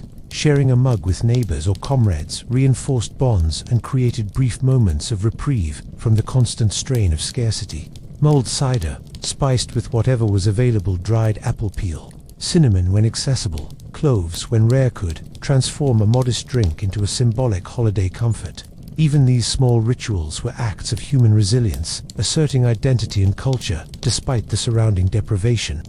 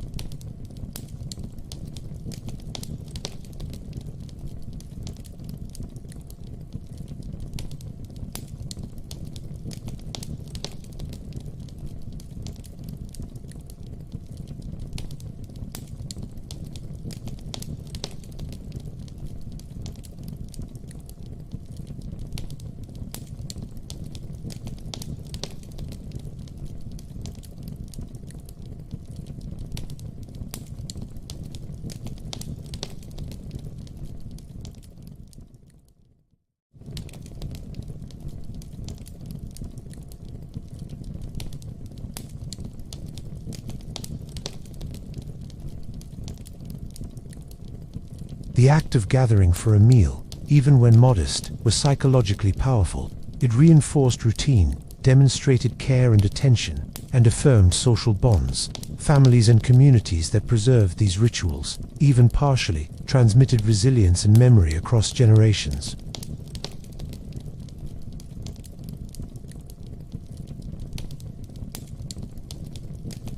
Adults found brief relief in the rhythm of preparation and consumption, momentarily asserting control over a world defined by war, weather, and scarcity. For those near urban centers, markets could supplement domestic supplies.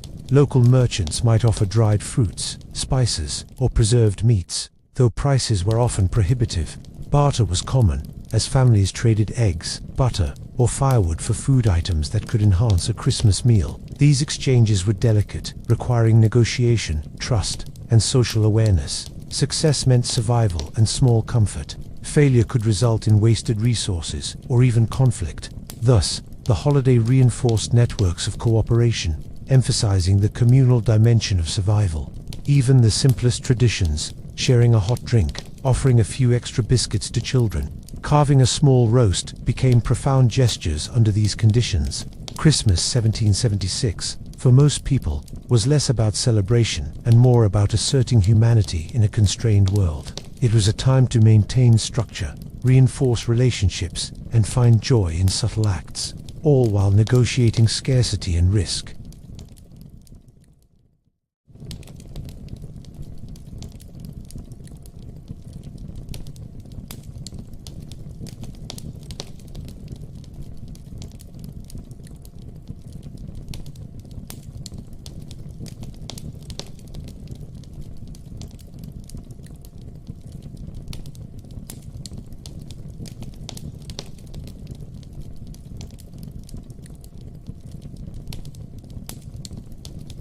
The holiday was not abundant or extravagant. It was disciplined, improvisational, and deeply tied to survival. Each act of preparation and consumption reinforced social bonds, preserved cultural memory, and asserted human dignity in the midst of extraordinary hardship. In this context, Christmas became less a festival and more a practice of resilience, offering warmth, connection, and continuity in the face of a harsh and uncertain world. Christmas in 1776 was far from the grand, commercialized spectacle we imagine today. For most people, the holiday offered little in terms of leisure, and yet, even amid the harsh conditions of winter scarcity and war, communities and households sought small ways to mark the day with entertainment, games, storytelling, and informal celebration.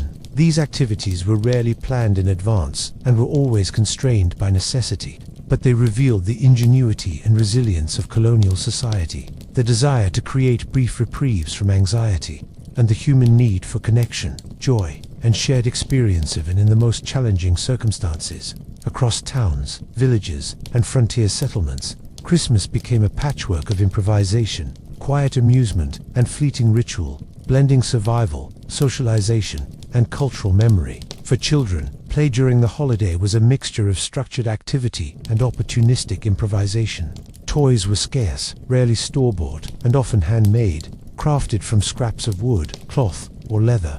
A small carved horse, a wooden soldier, or a simple doll could occupy hours of imagination, becoming central to a child's celebration. Dolls might be dressed in scraps of fabric, carved figures arranged in mock battles or domestic scenes, and miniature household items fashioned from clay, tin, or wood. Children's games often mirrored the adult world, incorporating lessons about labor, survival, or community roles.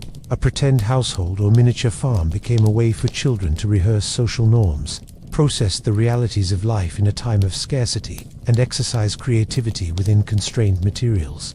Games were similarly adaptive. Outdoors, children could play simple physical games that required minimal equipment: tag, racing, jumping over snowdrifts, or balancing along frozen creek banks. Indoor games, often initiated by older children or adults, included guessing games, storytelling challenges, or singing contests. Some games relied on chance, using scraps of paper or small objects to determine winners, while others required skill, dexterity, or memorization. In all cases, play was interwoven with survival. The cold, limited duration outdoors, scarcity of props or space constrained indoor activity, and the presence of adults monitoring behavior meant that even play had rules and boundaries. Adults, meanwhile, found small forms of entertainment that reinforced social bonds and relieved the monotony of winter. Storytelling was central. Families and neighbors gathered around hearths to share tales of the past, anecdotes of previous winters, recollections of Christmases before the war, and legends passed down through generations. These stories were often layered with instruction and reflection, blending humor, morality, and cautionary lessons. A story about a boy who ventured too far in the woods might be recounted to entertain children while simultaneously reinforcing attentiveness and survival skills. Stories about ancestors' ingenuity or heroism were shared to sustain morale, particularly in the context of revolutionary struggle, connecting personal memory to broader historical narrative. Music, too, played an essential role in small-scale celebration. Carols, hymns, and folk songs were sung, sometimes accompanied by improvised instruments. A drum, a wooden spoon on a table, or a makeshift fife could add rhythm, while voices alone carried melody. Songs were communal, encouraging participation across age groups. They reinforced identity, provided entertainment, and offered psychological relief from the cold and scarcity of the season. In urban centers, wealthier households might have simple instruments, violin, flute, or small stringed instrument to accompany singing. Though these were rare, in rural areas, the human voice remained the primary medium for musical enjoyment. Songs often contained moral or religious themes, yet they were appreciated for rhythm, melody, and the pleasure of shared expression as much as for instruction. Social gatherings were likewise improvisational and contingent on circumstance. A barn or meeting hall might host a modest gathering for singing, storytelling, or informal games, provided the location was safe from prying eyes or troop patrols. Neighbors could share food, drinks, or warmth around a communal fire, trading small treats or rations that would otherwise be hoarded. These gatherings were never large-scale. They were deliberately constrained, both by the realities of winter and by fear of attention from soldiers or authorities. Yet they were socially critical, creating spaces for interaction, reinforcing community bonds, and offering a sense of temporal continuity. Even a half hour of communal warmth and shared activity could restore morale and sustain resilience. For older children and adults alike, riddles, puzzles, and verbal games were popular during Christmas gatherings. These games often required no materials beyond memory, wit, and observation. Storytelling competitions might involve improvising endings, inserting moral lessons, or recounting the most imaginative scenarios within a familiar framework. Such games encouraged cognitive engagement, verbal skill, and social cohesion. They were a way to occupy time indoors, divert attention from hunger or cold, and maintain a sense of culture, humor, and mental agility. For enslaved people, these verbal games could also carry coded meanings or references to escape, family, and cultural heritage, allowing subtle expression of autonomy and identity within constrained circumstances. Alcohol played a subtle role in both entertainment and morale, particularly for adults. Small quantities of home-brewed beer, cider, or spirits might accompany gatherings, adding warmth and easing tension. Mulled cider, spiced when available with imported or local spices, could be shared among neighbors or within families, transforming a modest beverage into a symbolic holiday treat. Spirits were rarely abundant, but their careful rationing for communal consumption created small moments of shared comfort and ritual. Alcohol was not simply indulgence, it was a social lubricant, a source of heat and calories, and a symbolic marker of the season.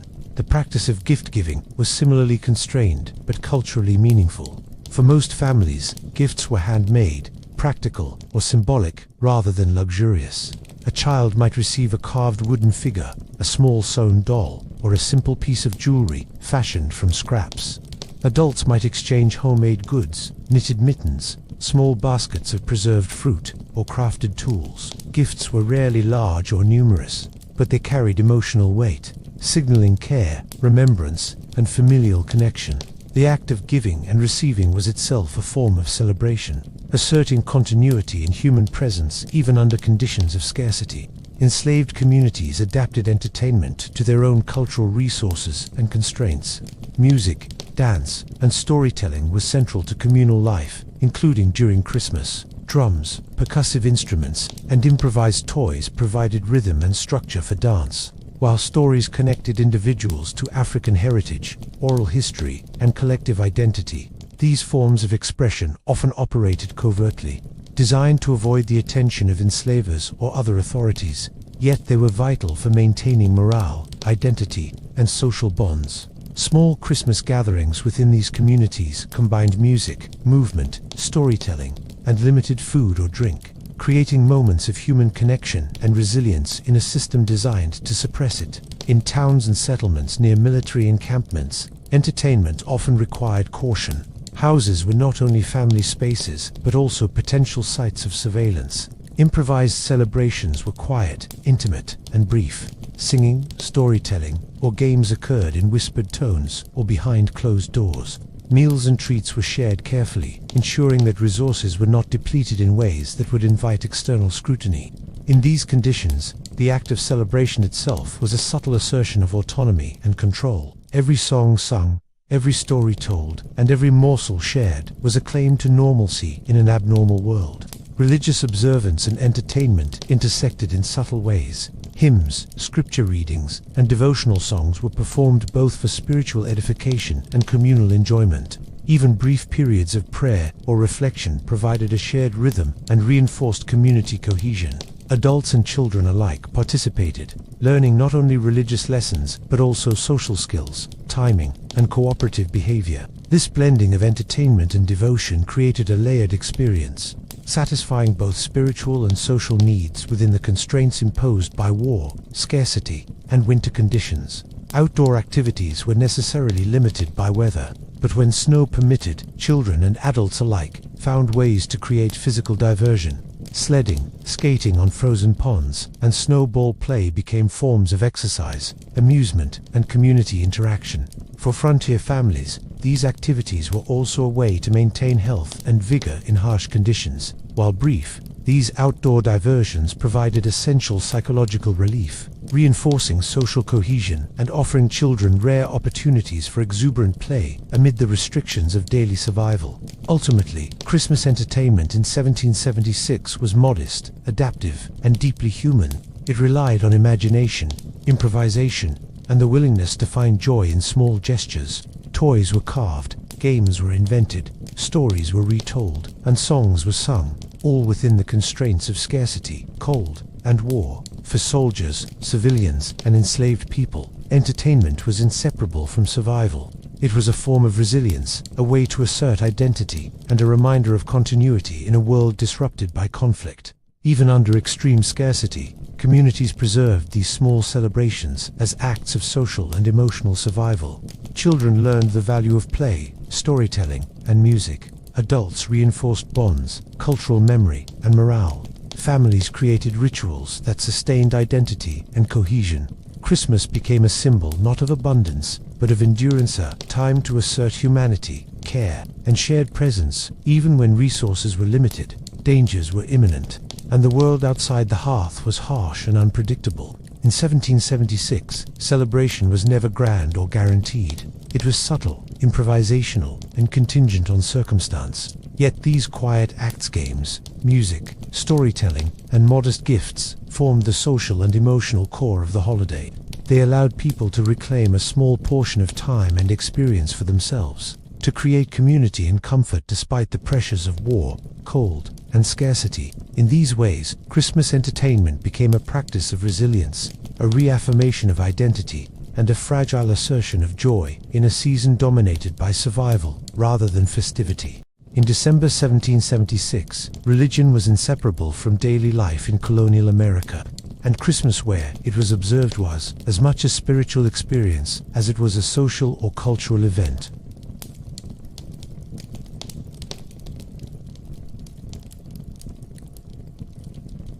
And deeply intertwined with survival, morality, and the rhythms of the natural and social world. For civilians, soldiers, and even the enslaved, the spiritual dimension of the season offered structure, meaning, and psychological sustenance in a winter overshadowed by war, scarcity, and uncertainty. Across towns, farms, and frontier settlements, religious observance marked the day, less through outward spectacle and more through introspection, devotion, communal prayer, and carefully mediated ritual. Churches that remained open in 1776 were centers of both worship and social cohesion. In towns lightly touched by military campaigns, congregants would gather on Christmas Day for services, often held in unheated buildings or small meeting houses, with candlelight flickering against wooden pews and frost-laden windows. Attendance was not simply a matter of tradition. It was a moral obligation reinforced by both religious authority and social expectation. Ministers emphasized humility, endurance, and gratitude, reminding parishioners of the challenges of the season while reinforcing the moral and spiritual frameworks that shaped colonial society. And sermons dwelled on themes that resonated with contemporary realities: suffering, perseverance, divine providence, and the promise of redemption. The scriptural focus of Christmas sermons reflected a complex intersection between hope and hardship. Passages describing the birth of Christ in a humble stable were often emphasized, drawing parallels between the modest circumstances of Jesus' entry into the world and the daily struggles of congregants.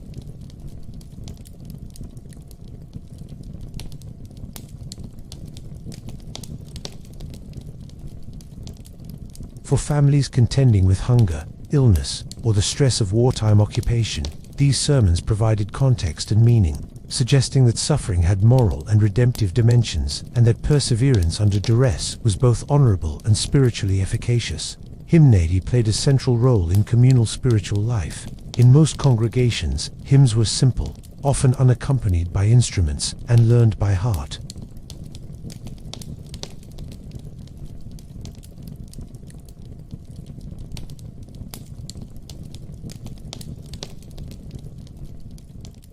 Even the smallest households, whether in towns, villages, or isolated farms, would sometimes gather to sing in candlelit rooms, drawing children and adults together in shared rhythm and melody. The act of vocal harmony, synchronized breathing, matched pitch, and repeated verses created a sense of unity and calm, anchoring the mind and spirit amid uncertainty. Private devotion complemented communal worship. Families, whether patriot, loyalist, or neutral, might read scripture together, recite prayers, or reflect silently on the moral lessons of the season. In households with limited literacy, oral readings or memorized passages were relied upon, often passed from parent to child or elder to apprentice. These practices reinforced familial and cultural continuity, transmitting moral instruction alongside spiritual engagement. Even modest families with scarce resources invested attention in these rituals because spiritual practice was a form of survival, sustaining hope and framing adversity in a context of divine oversight. For children, religious observance often intertwined with instruction and moral formation. Lessons drawn from scripture and sermons were reinforced through repetition, story, and example. Parents and community elders emphasized understanding rather than indulgence. Prayer before and after meals, careful attention during church services, and participation in hymn singing were both spiritual exercises and tools for cultivating patience, discipline, and social awareness. Children learned early to appreciate the rhythm and structure provided by religious observance, and these practices shaped both behavior and moral consciousness. Enslaved people's spiritual experience at Christmas was distinct but no less profound. Many were exposed to Christian teachings, often mediated through the perspective of their enslavers, which emphasized obedience, humility, and moral instruction designed to reinforce social control. Passages about suffering, submission, and divine reward for patience were highlighted, while themes of liberation or justice were suppressed. Despite this, enslaved people often interpreted scripture in ways that resonated with their lived experience, finding spiritual meaning in the story of a savior born into humble circumstances, or in narratives of endurance and hope. Christian observance could coexist with African spiritual traditions, particularly in music, rhythm, and oral storytelling, creating a layered spiritual life in which Christmas became a moment of both reflection and subtle resistance.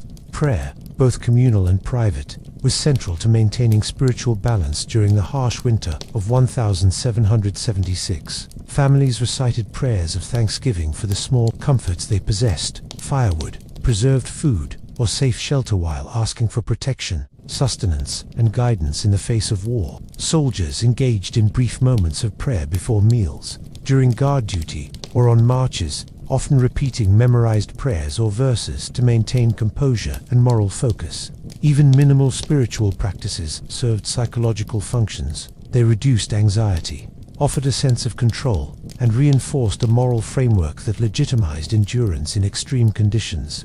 In towns and villages under military threat, religious observance was cautious and adaptive. Churches could be occupied by troops, threatened with damage, or simply inaccessible due to travel difficulty. In such circumstances, private prayer, household reading of scripture, or small family-led devotions substituted for public services. These acts, though less formal, were meaningful, preserving the integrity of ritual and continuity of spiritual practice. Candlelight illuminated the pages of scripture, while whispered prayers or softly sung hymns provided solace, creating a spiritual microcosm insulated from the broader chaos outside. The Puritan influence in New England meant that Christmas was often marked by austere reflection rather than exuberant festivity. Services and domestic observances emphasized meditation on divine providence, moral duty, and personal discipline.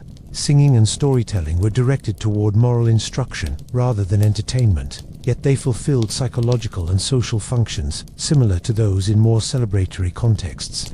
Even in austere households, the recitation of psalms, careful reflection on scripture, and communal reading of devotional texts anchored the season in rhythm, structure, and moral meaning. In Pennsylvania and other areas with German or Quaker influence, Christmas incorporated slightly more outward observance, though still constrained by scarcity and war.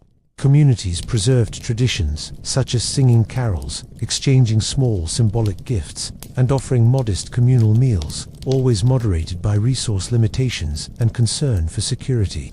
Religious instruction was embedded in these practices, with attention to moral development, the theological significance of Christ's birth, and the cultivation of charity and community care. In these settings, Christmas offered layered engagement, spiritual, social, and emotional, each reinforcing the other. Religious observance also functioned as a form of psychological resilience. Amid winter's cold, hunger, and the constant threat of military action, rituals both communal and private offered predictability, stability, and reassurance. Prayer, hymn singing, and scripture reading provided temporal markers, structured the day, and anchored participants in cultural memory. Even when material comfort was scarce, these practices affirmed continuity, reinforced identity, and sustained hope. For soldiers, especially those encamped or on the move, spiritual practice could be subtle but critical. Memorized prayers, whispered psalms, or short readings offered moments of reflection during long marches or freezing watches. Officers and chaplains encouraged these practices to maintain discipline and morale.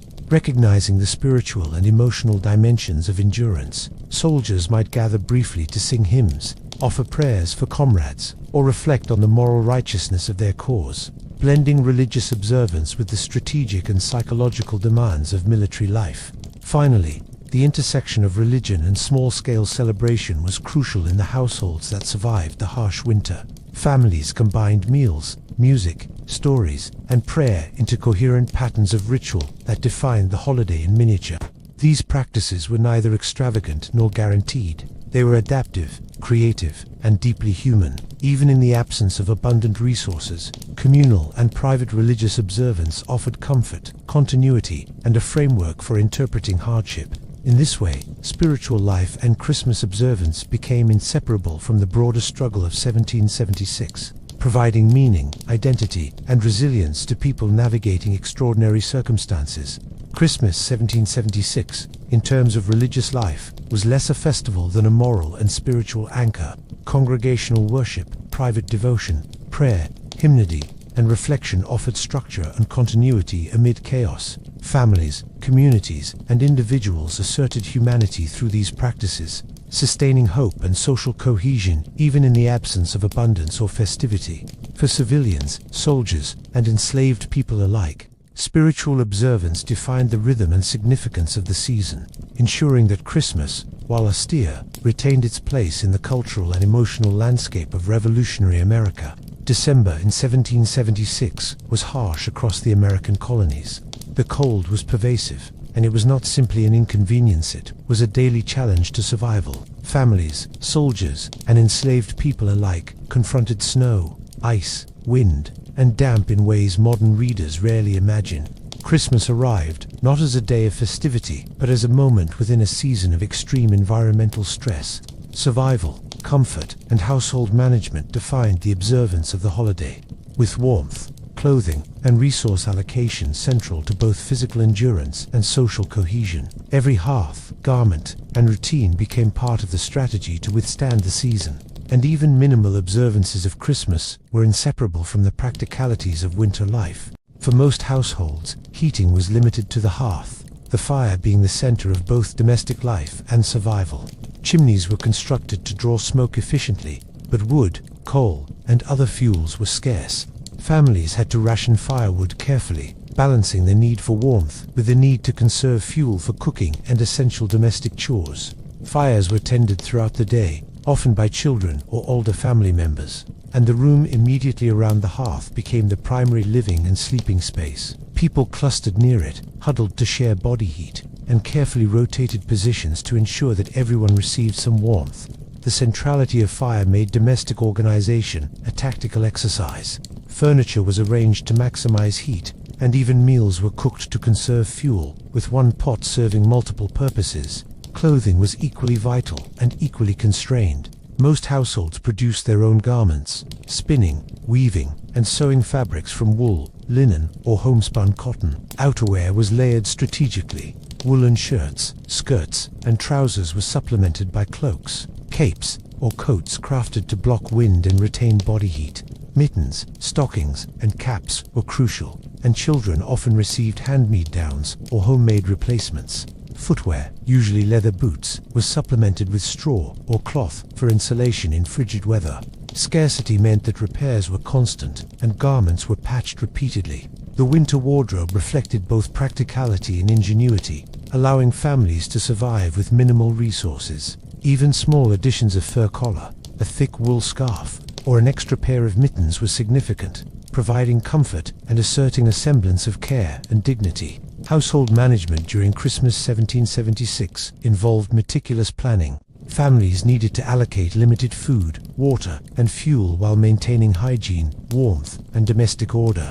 In towns and villages, this meant careful coordination of shared spaces: the kitchen, where meals were prepared, the hearth, where warmth was concentrated, and sleeping areas, where children and elders were grouped for maximum efficiency. Cleaning and maintenance were also essential. As cold damp increased the risk of illness, families swept floors, repaired windows with cloth or paper to block drafts, and monitored ventilation to keep smoke from suffocating occupants. Household work was continuous, and Christmas was marked not by leisure but by a heightened intensity of care and coordination. Frontier households faced even greater challenges. Isolation, deep snow, and limited access to trade made resourcefulness imperative.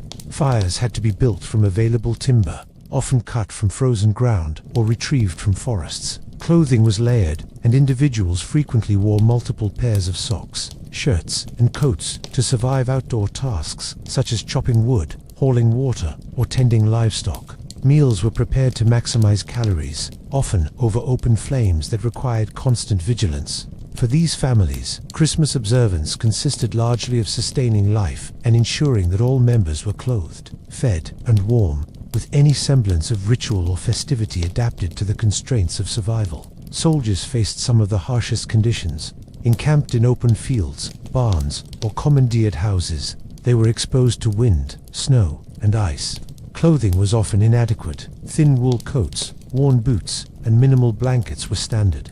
Many troops suffered frostbite, illness, and exhaustion, with the added challenge of performing military duties in winter weather. Fire was a scarce resource, and warmth had to be shared collectively.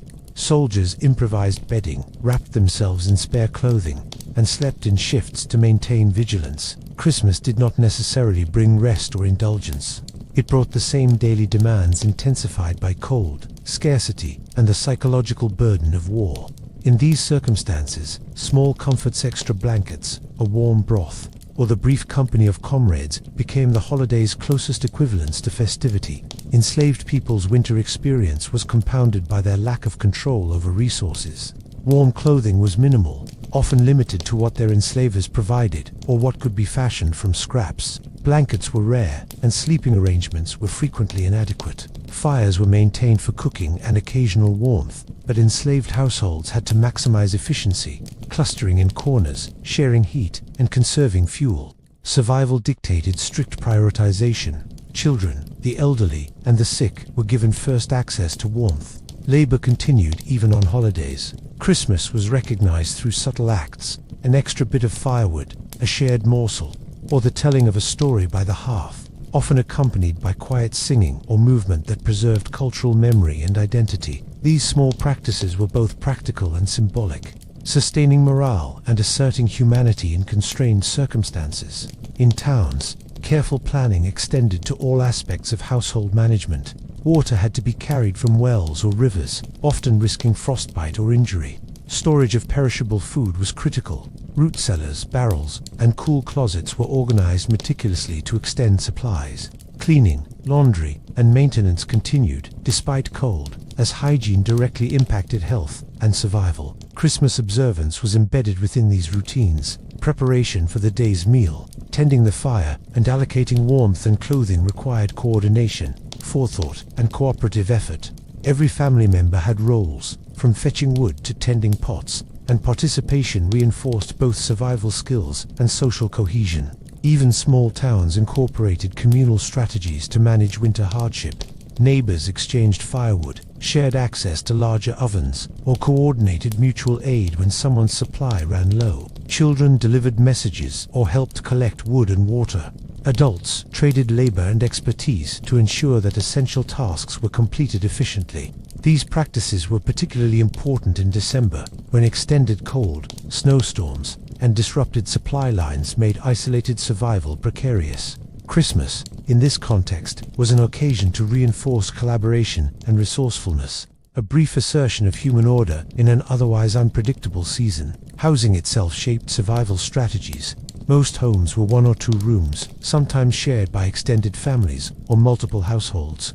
Sleeping arrangements were pragmatic. Children, elders, and those most susceptible to cold were grouped closest to the hearth, while able-bodied adults performed household chores or monitored conditions. Furniture was arranged to conserve warmth, and partitions, curtains, or additional coverings were used to retain heat.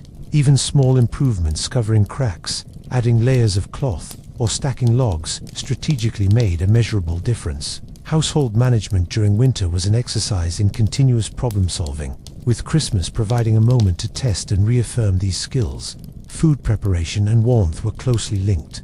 Cooking over open flames was both energy-intensive and essential for survival. Boiling, roasting, and stewing were common methods, often combined with heat conservation strategies such as covering pots or sharing meals communally around the hearth. Meals were designed to maximize calories and warmth, sometimes prioritizing one family member's nourishment over another to sustain collective survival. Christmas, therefore, involved a deliberate orchestration of resources. The timing of fire, the allocation of fuel, and the distribution of food were all critical to both survival and the subtle marking of the holiday. Weather dictated nearly every aspect of winter management. Snowstorms, frozen rivers, and icy roads limited access to markets, neighbors, and communal spaces. Families had to anticipate storms, stockpile wood and water, and prepare for isolation. Clothing, bedding, and food were rationed strategically, balancing immediate needs against future scarcity. Children's play, storytelling, and brief domestic entertainment were constrained by these environmental pressures, yet they persisted as small forms of comfort and continuity. Winter hardship shaped the rhythm of life so thoroughly that Christmas observance was inseparable from strategies for enduring it. In the broader social context, winter hardship reinforced class, regional, and racial inequalities. Wealthier households had access to imported fabrics, additional fuel, larger dwellings, and more substantial food stores, allowing slightly more comfortable celebration and warmth. Frontier and rural families, particularly in isolated settlements, relied almost entirely on subsistence resources, improvisation, and ingenuity. Enslaved people faced the greatest deprivation, with survival contingent on minimal provisions and labor demands. Christmas, in these conditions, was not a uniform experience but a reflection of social and material realities, mediated by household management, adaptation, and resilience.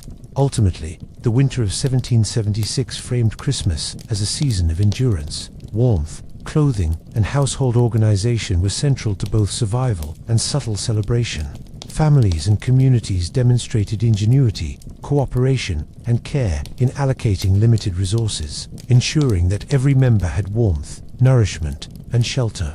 Even modest practices covering windows, patching clothing, clustering near the hearth, or sharing a small meal became acts of human assertion, preserving dignity, identity, and continuity. Christmas was less a day of leisure than a moment of careful orchestration, a brief recognition of the season embedded within the practical realities of life and survival.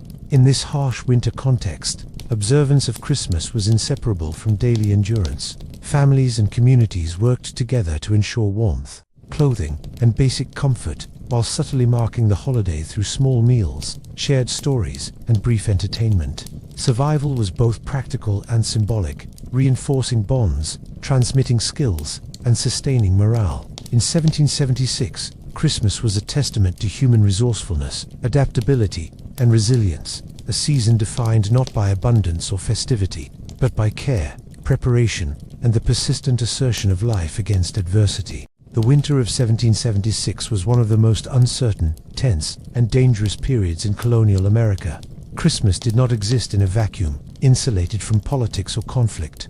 Rather, it was shaped, constrained, and sometimes overshadowed by the ongoing Revolutionary War, troop movements, and the profound political upheaval of the era. For civilians, soldiers, and enslaved people alike, the observance of the holiday was inseparable from these forces. Homes were vulnerable to requisition, markets disrupted, and communication limited by military priorities. Communities had to navigate a landscape in which soldiers might appear at any time. Supply lines could vanish overnight, and allegiance, patriot, loyalist, or neutral could determine the treatment of individuals, the availability of food, or even the safety of one's household. In 1776, Christmas was both a temporal marker and a lens through which the pressures of war and politics were keenly felt.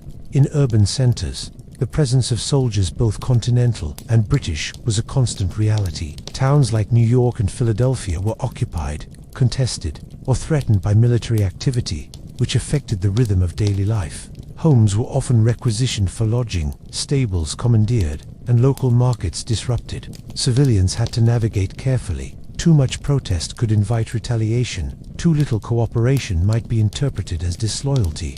For these urban populations, Christmas observance was constrained to small-scale gatherings, quiet domestic rituals, and subtle community exchanges. Noise, feasting, or conspicuous display could draw unwelcome attention from troops or authorities. So households focused on private warmth, modest meals, and minimal but meaningful rituals that preserved the spirit of the season without attracting scrutiny. On the frontier, the picture was equally precarious but shaped by different pressures. Villages and isolated farms were vulnerable to raids, scouting parties, and movements of both Continental and Loyalist forces. Farmers might find their livestock seized, barns burned, or food stores pillaged. These threats made Christmas a low-profile event, observed cautiously and often in isolation. Families relied on scouts, community alerts, and early warning systems such as a neighbor spotting smoke or distant horsemen to maintain safety. Meals, gifts, and entertainment were scaled to necessity. Storytelling, song, and prayer became substitutes for the absent comfort and security of abundant resources. Even the act of gathering round a hearth could require vigilance, as the possibility of an armed intrusion loomed over domestic life. The war affected supply lines and markets profoundly, shaping both food and fuel availability for Christmas observance. Salted meats, flour, sugar, and imported spices were intermittently available in towns, but often expensive or rationed. Farmers had difficulty transporting crops to market, either because roads were blocked, militia patrols demanded inspection, or enemies actively disrupted trade. Frontier families faced the additional challenge of isolation. Snowbound paths prevented access to neighbors or distant markets, while rivers and streams froze, cutting off transport. Even simple supplies like candles, cloth, or firewood were harder to secure. Consequently, the holiday was scaled to available resources, and improvisation became a survival skill intertwined with tradition. Small gifts, modest meals, and communal storytelling were as much about psychological sustenance as they were about celebration. For soldiers in the Continental Army, Christmas of 1776 was largely defined by scarcity, fatigue, and strategic demands. The army was stretched thin, morale fragile, and winter conditions brutal. Men endured long marches in freezing temperatures, often with inadequate clothing, minimal rations, and insufficient shelter. Fires were communal and limited. Warm meals were rare. Soldiers improvised what small celebrations they could, sharing portions of food or a brief hymn before meals, but military priorities overrode festivity. Christmas could pass unnoticed, except as a date on the calendar, a fleeting reminder of a world disrupted by war. However, even these modest observances, singing prayer or sharing a scarce morsel, became powerful markers of humanity, bonding soldiers and sustaining morale in the face of extreme adversity. Political upheaval intensified the complexity of Christmas observance. Allegiance was a matter of life and death in 1776. Households were scrutinized for their political leanings. Patriots, loyalists, and neutrals all had to navigate suspicion and shifting power dynamics. In some towns, a Christmas gathering might be perceived as an act of political signaling, depending on who was invited, which songs were sung, or how food was distributed. For enslaved people, the political landscape further complicated spiritual and domestic observance. Their masters' allegiances dictated both work and restrictions, while the broader ideological conflict created a tenuous space in which personal or communal rituals had to be carefully calibrated. Even small acts, sharing a story, preparing a meal, or performing a song carried social and political weight. Communication disruptions shaped holiday experience. Letters, news, and instructions moved slowly, hampered by snow, frozen rivers, or the threat of interception.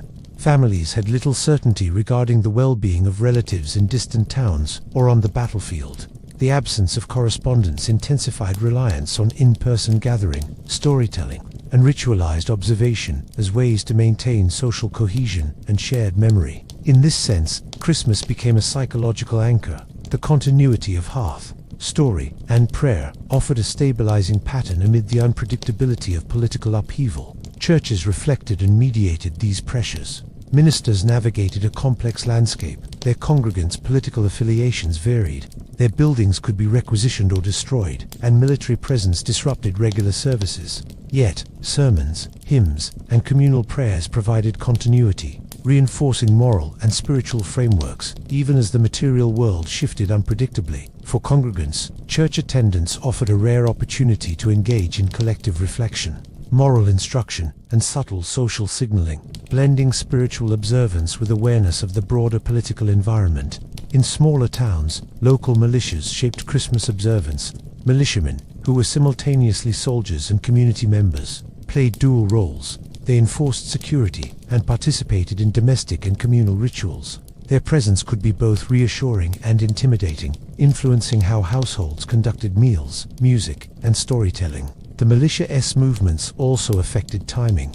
A family might defer certain activities until soldiers were present, ensuring both safety and compliance. In this way, war and political control became embedded in domestic rhythm, influencing not only survival but also the subtle expression of celebration. Supply scarcity and troop requisitioning intersected with everyday life. Soldiers might seize livestock, firewood, or grains, and families adjusted rituals accordingly. Christmas meals were modest, crafted from whatever remained after military demands. Small gifts, handmade toys, or preserved treats were stretched as far as possible, sometimes rationed across extended families or neighbors. Storytelling, music, and prayer became the primary mediums of festivity, replacing material abundance with symbolic richness. Even in households with means, the presence or threat of soldiers influenced behavior. Extravagance could provoke seizure, while modesty ensured safety and continuity. Enslaved people adapted observance under extreme constraint.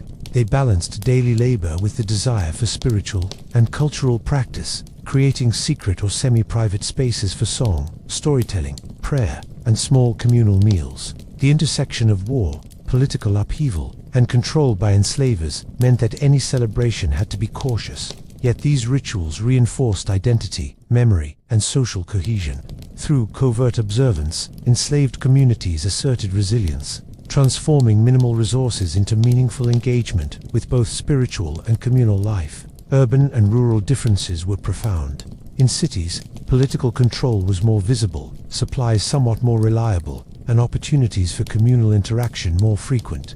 In frontier or rural areas, isolation, weather, and war made observance both more austere and more improvisational. Communities relied on neighborly cooperation, shared labor, and local intelligence to navigate threats, sustain warmth, and preserve modest ritual. Christmas was less a public event than a negotiated domestic and communal experience, defined by pragmatism, adaptation, and the subtle assertion of stability and identity. For soldiers, the holiday could inspire brief morale-boosting rituals. Shared song, prayer, and even storytelling provided respite from monotony and fear. Small portions of food or drink, when available, were shared collectively, creating temporary relief from deprivation. These practices reinforced camaraderie, instilled hope, and mitigated the psychological strain of winter campaigns. Even without material celebration, Christmas marked a temporal and emotional anchor, reminding soldiers of home, family, and the moral stakes of their struggle. In conclusion, Christmas 1776 was inseparable from war, troop movements, and political upheaval. Homes were vulnerable, supplies constrained, and observance required careful negotiation with both military and political realities. Communities adapted through improvisation, cooperation, and subtle ritual. Meals were modest, but shared music and storytelling provided continuity, and prayer anchored the spiritual and psychological life of households and soldiers. Even enslaved people, despite extreme restriction, found ways to sustain cultural and spiritual engagement, asserting identity and resilience in constrained circumstances. The holiday's significance lay less in festivity than in continuity, human connection, and the assertion of normalcy amid upheaval. In 1776, Christmas became a lens through which individuals and communities measured endurance, morality, and social cohesion, asserting humanity even as war and political tension reshaped the landscape of daily life.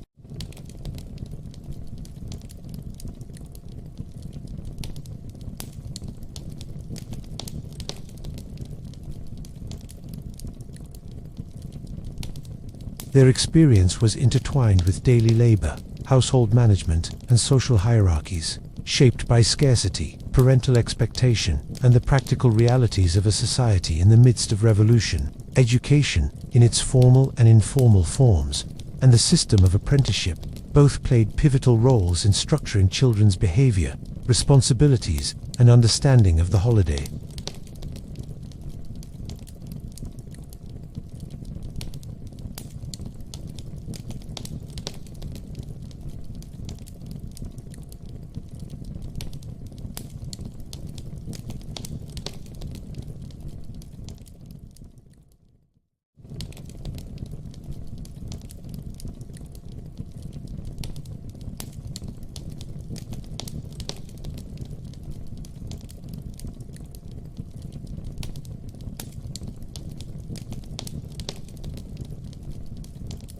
During the Christmas season, these duties continued, often with the addition of small, symbolic acts of festivity.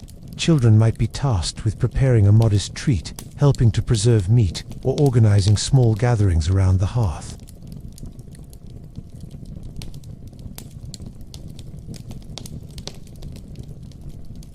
And navigate interpersonal relationships was as central to the holiday as any religious observance or brief entertainment. Education, when available, was usually rudimentary and closely tied to religious instruction.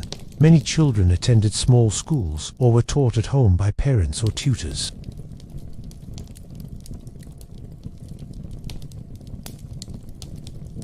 Reading and reciting scripture, memorizing prayers, and practicing hymnody were integral to both daily life and holiday observance.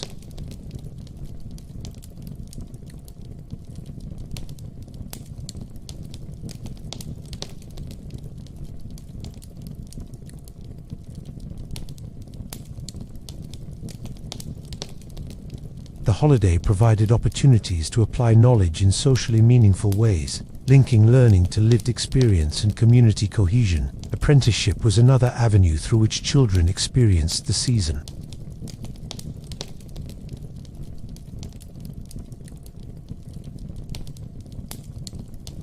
These apprenticeships were intensive, often requiring long hours, strict discipline, and close supervision. Nevertheless, they also offered exposure to specialized skills, social networks, and structured hierarchy. During Christmas, apprentices were sometimes granted limited reprieve, a half day of leisure, a modest meal, or participation in family or household rituals. These breaks were highly symbolic, marking recognition of effort and reinforcing loyalty and respect within hierarchical relationships. Even brief exposure to festivity offered lessons in propriety, patience, and social engagement, shaping how children understood the balance between work and celebration.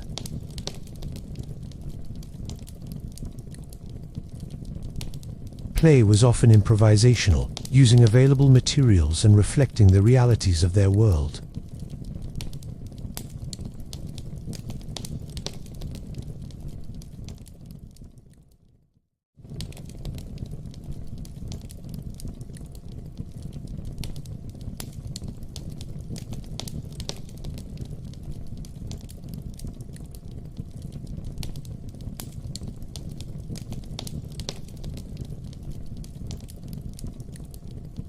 Even storytelling or improvisational games were structured around the lessons of observation, planning, and social negotiation, reinforcing cognitive and social development. The spiritual dimension of Christmas also shaped children's experience profoundly. Participation in church services, hymn singing, and household prayers provided both moral and religious education.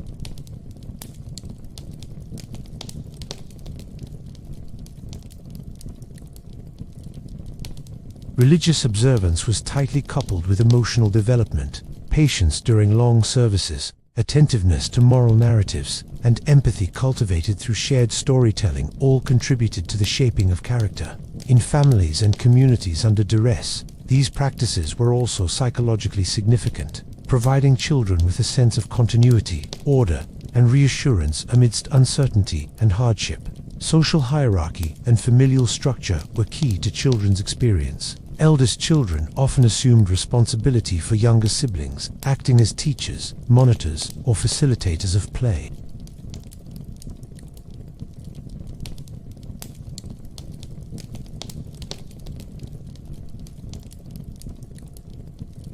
These roles were reinforced during Christmas, when family gatherings, communal meals, and storytelling sessions became microcosms of broader social expectations. Children were not passive recipients of culture, but active participants, learning through engagement, imitation, and guided practice. Cultural transmission was particularly evident in storytelling, song, and folklore. Elders recounted tales that blended history, moral lesson, and entertainment. Children absorbed these narratives, internalizing lessons about virtue, courage, and social responsibility. In some households, the stories included recollections of previous winters, family achievements, or warnings against moral lapses.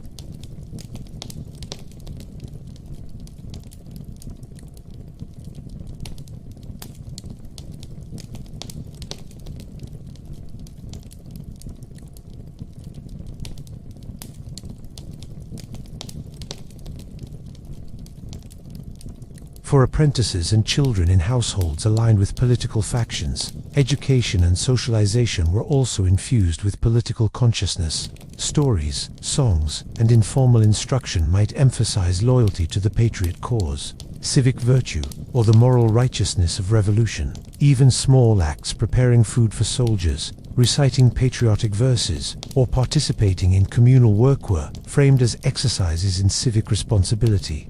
These practices connected children to the broader historical moment, teaching them to navigate social, moral, and political expectations while still observing the modest rituals of the season. Enslaved children experienced Christmas and apprenticeship differently, constrained by labor demands and limited autonomy. Education was minimal or mediated, often focused on religious instruction designed to reinforce obedience and endurance. Nevertheless, they participated in communal rituals, storytelling, and music that preserved cultural identity and resilience. Apprenticeship within enslaved households or under skill-based labor systems taught practical skills: cooking, crafting, animal care, or field work, while seasonal rituals offered moments to exercise imagination, bond with peers, and engage in covert cultural practices.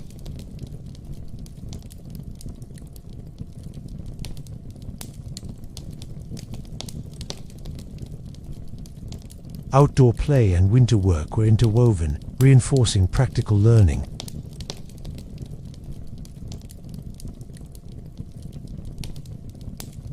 And assisting in labor, while also experiencing the novelty of seasonal conditions, no ice, and cold. These experiences taught physical endurance, risk assessment, and cooperation. Even brief opportunities for sledding, skating, or snowball play were embedded within broader lessons about timing, safety, and responsibility, making recreation and labor mutually instructive.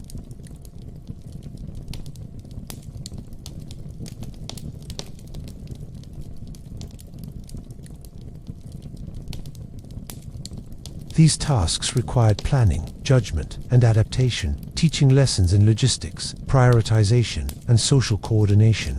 Preparing a simple meal, tending a fire, or arranging a small gathering offered opportunities to practice decision-making within constraints, reinforcing both practical competence and social responsibility. In this sense, children's roles during Christmas were an extension of their everyday apprenticeship, blending labor, learning, and subtle festivity.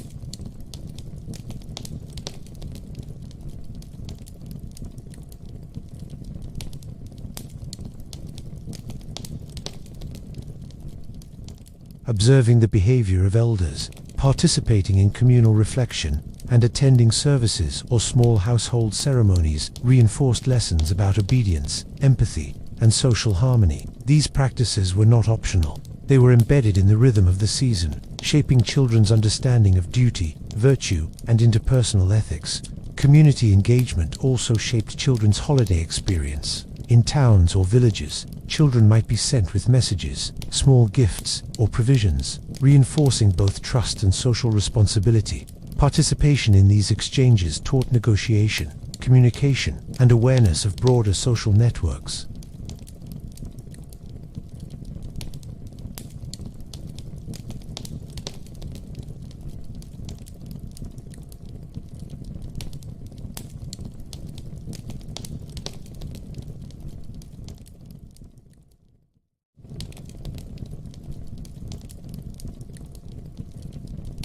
Children were active participants, absorbing lessons in morality, practical skill, social coordination, and survival. Their experience blended labor, learning, play, and spiritual instruction, shaped by family, community, and the broader political and environmental context. Apprenticeship, household responsibility, and educational practices ensured that even amid scarcity, hardship, and conflict, children engaged meaningfully with the season, cultivating skills, resilience, and identity. Christmas in 1776 was thus less a day of leisure than a framework for education, moral formation, and socialization, with every ritual, task, and story contributing to the development of the next generation and the preservation of continuity in uncertain times. As the winter of 1776 drew to its deepest point, Christmas arrived, not with bells, tinsel, or lavish celebration, but with a quieter, more resilient rhythm, the rhythm of survival, endurance,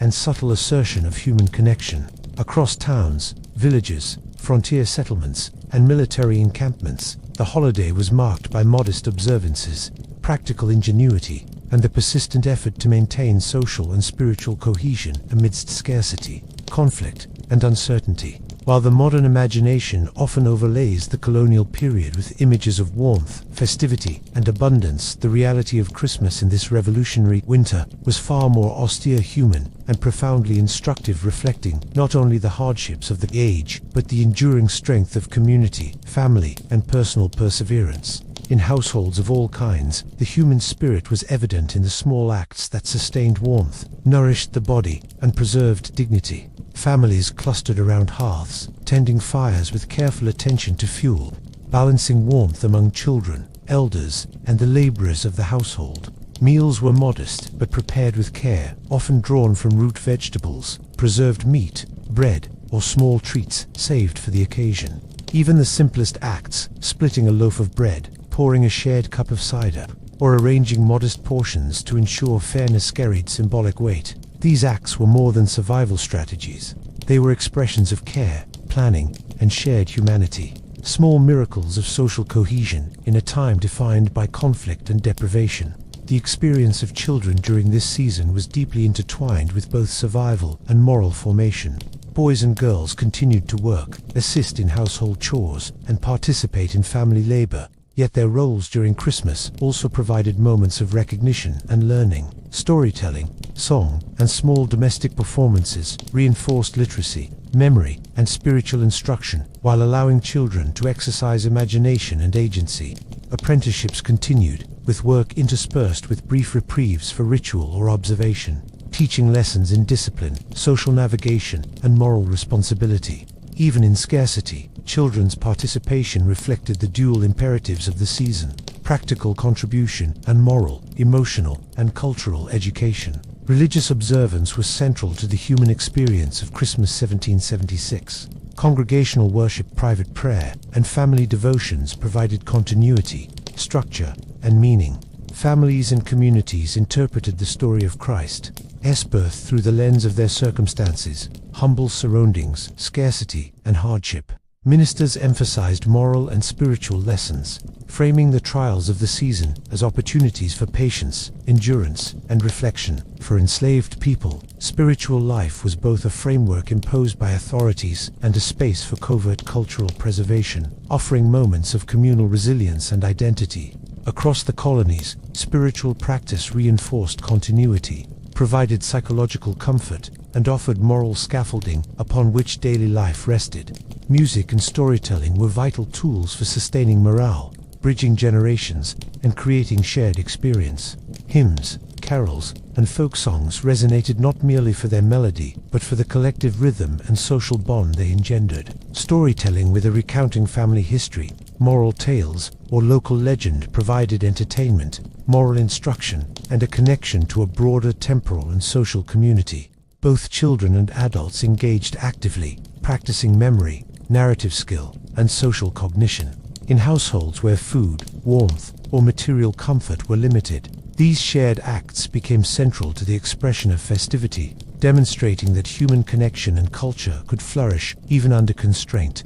The realities of war shaped every dimension of Christmas observance, troop movements, requisitions, and military encampments disrupted communities, constrained resources, and imposed stress. Soldiers experienced the season through scarcity, exposure, and shared camaraderie, improvising small rituals to sustain morale. Civilians adjusted domestic practice, rationed food and fuel, and carefully navigated the presence of both patriot and loyalist forces. Enslaved populations balanced labor demands with covert spiritual and cultural expression, sustaining identity and resilience in the face of systemic oppression. Across all social strata, the challenges imposed by conflict intensified the ingenuity, endurance, and subtle acts of care that defined the season.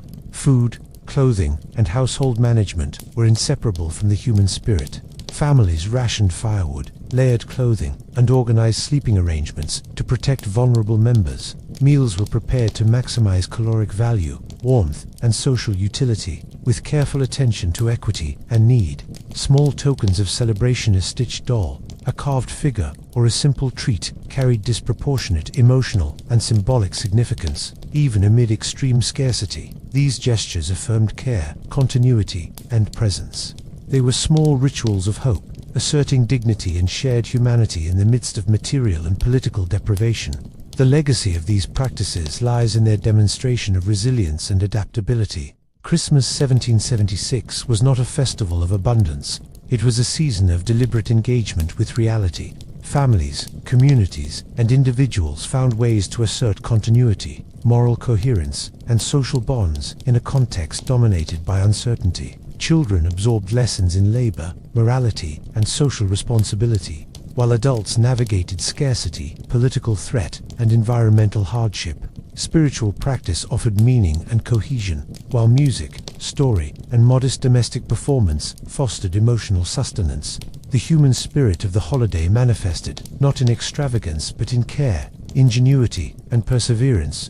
Even small communities engaged in informal social networks, sharing firewood, food, or information to ensure collective survival. The act of cooperation, whether among neighbors, extended families, or fellow soldiers, reinforced social cohesion, demonstrating that Christmas was as much about community as it was about individual or family observance.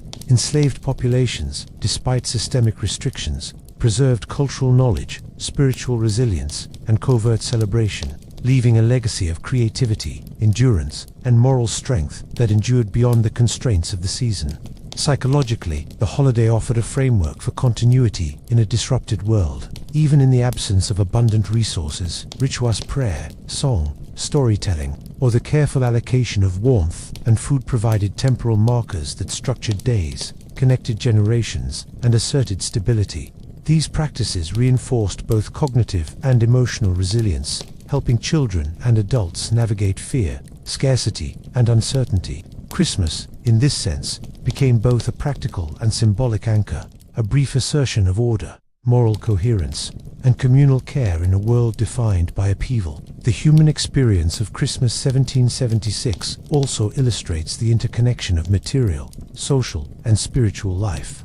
Survival necessitated careful management of resources, but social cohesion required intentional acts of care, recognition, and shared ritual. Spiritual observance framed moral understanding and provided hope, while storytelling and music reinforced identity and collective memory. Even in households with minimal material comfort, these practices created a sense of richness, continuity, and meaning. The holiday became a lens through which individuals enacted resilience, preserved culture, and asserted humanity. For soldiers, the season provided brief psychological respite amid the brutal realities of encampment and campaign.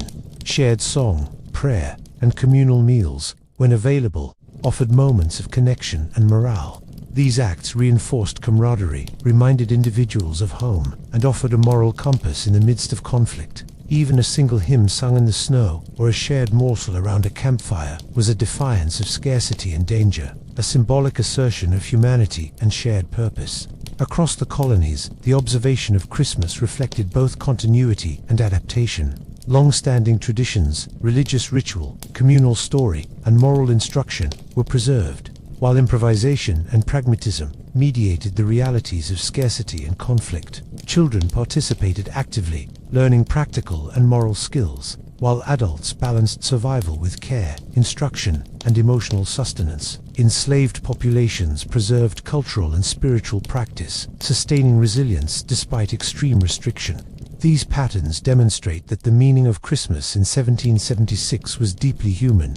It was a practice of endurance, care, and identity, embedded within the rhythms of daily life and shaped by circumstance. Ultimately, the legacy of Christmas 1776 lies not in decoration, abundance, or spectacle, but in the human spirit's capacity to assert continuity, meaning, and connection in the face of hardship. Families, communities, soldiers, and enslaved people found ways to observe, reflect, and sustain one another, transforming scarcity, cold, and conflict into subtle acts of care and shared memory. The holiday was a testament to resilience, a reminder that even in the harshest conditions, people could find ways to gather, to sing, to pray, to teach, and to celebrate life in its simplest, most profound forms. Reflecting on the season, one sees Christmas 1776 as a mosaic of human ingenuity, endurance, and emotional sustenance. Modest meals, layered clothing, carefully tended fires, improvised toys,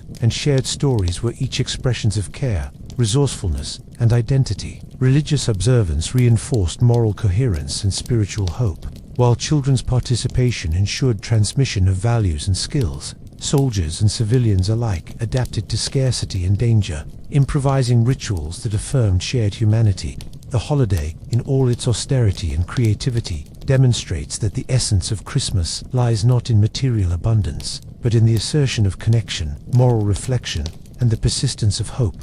In sum, Christmas 1776 was defined by endurance, adaptation, and human spirit.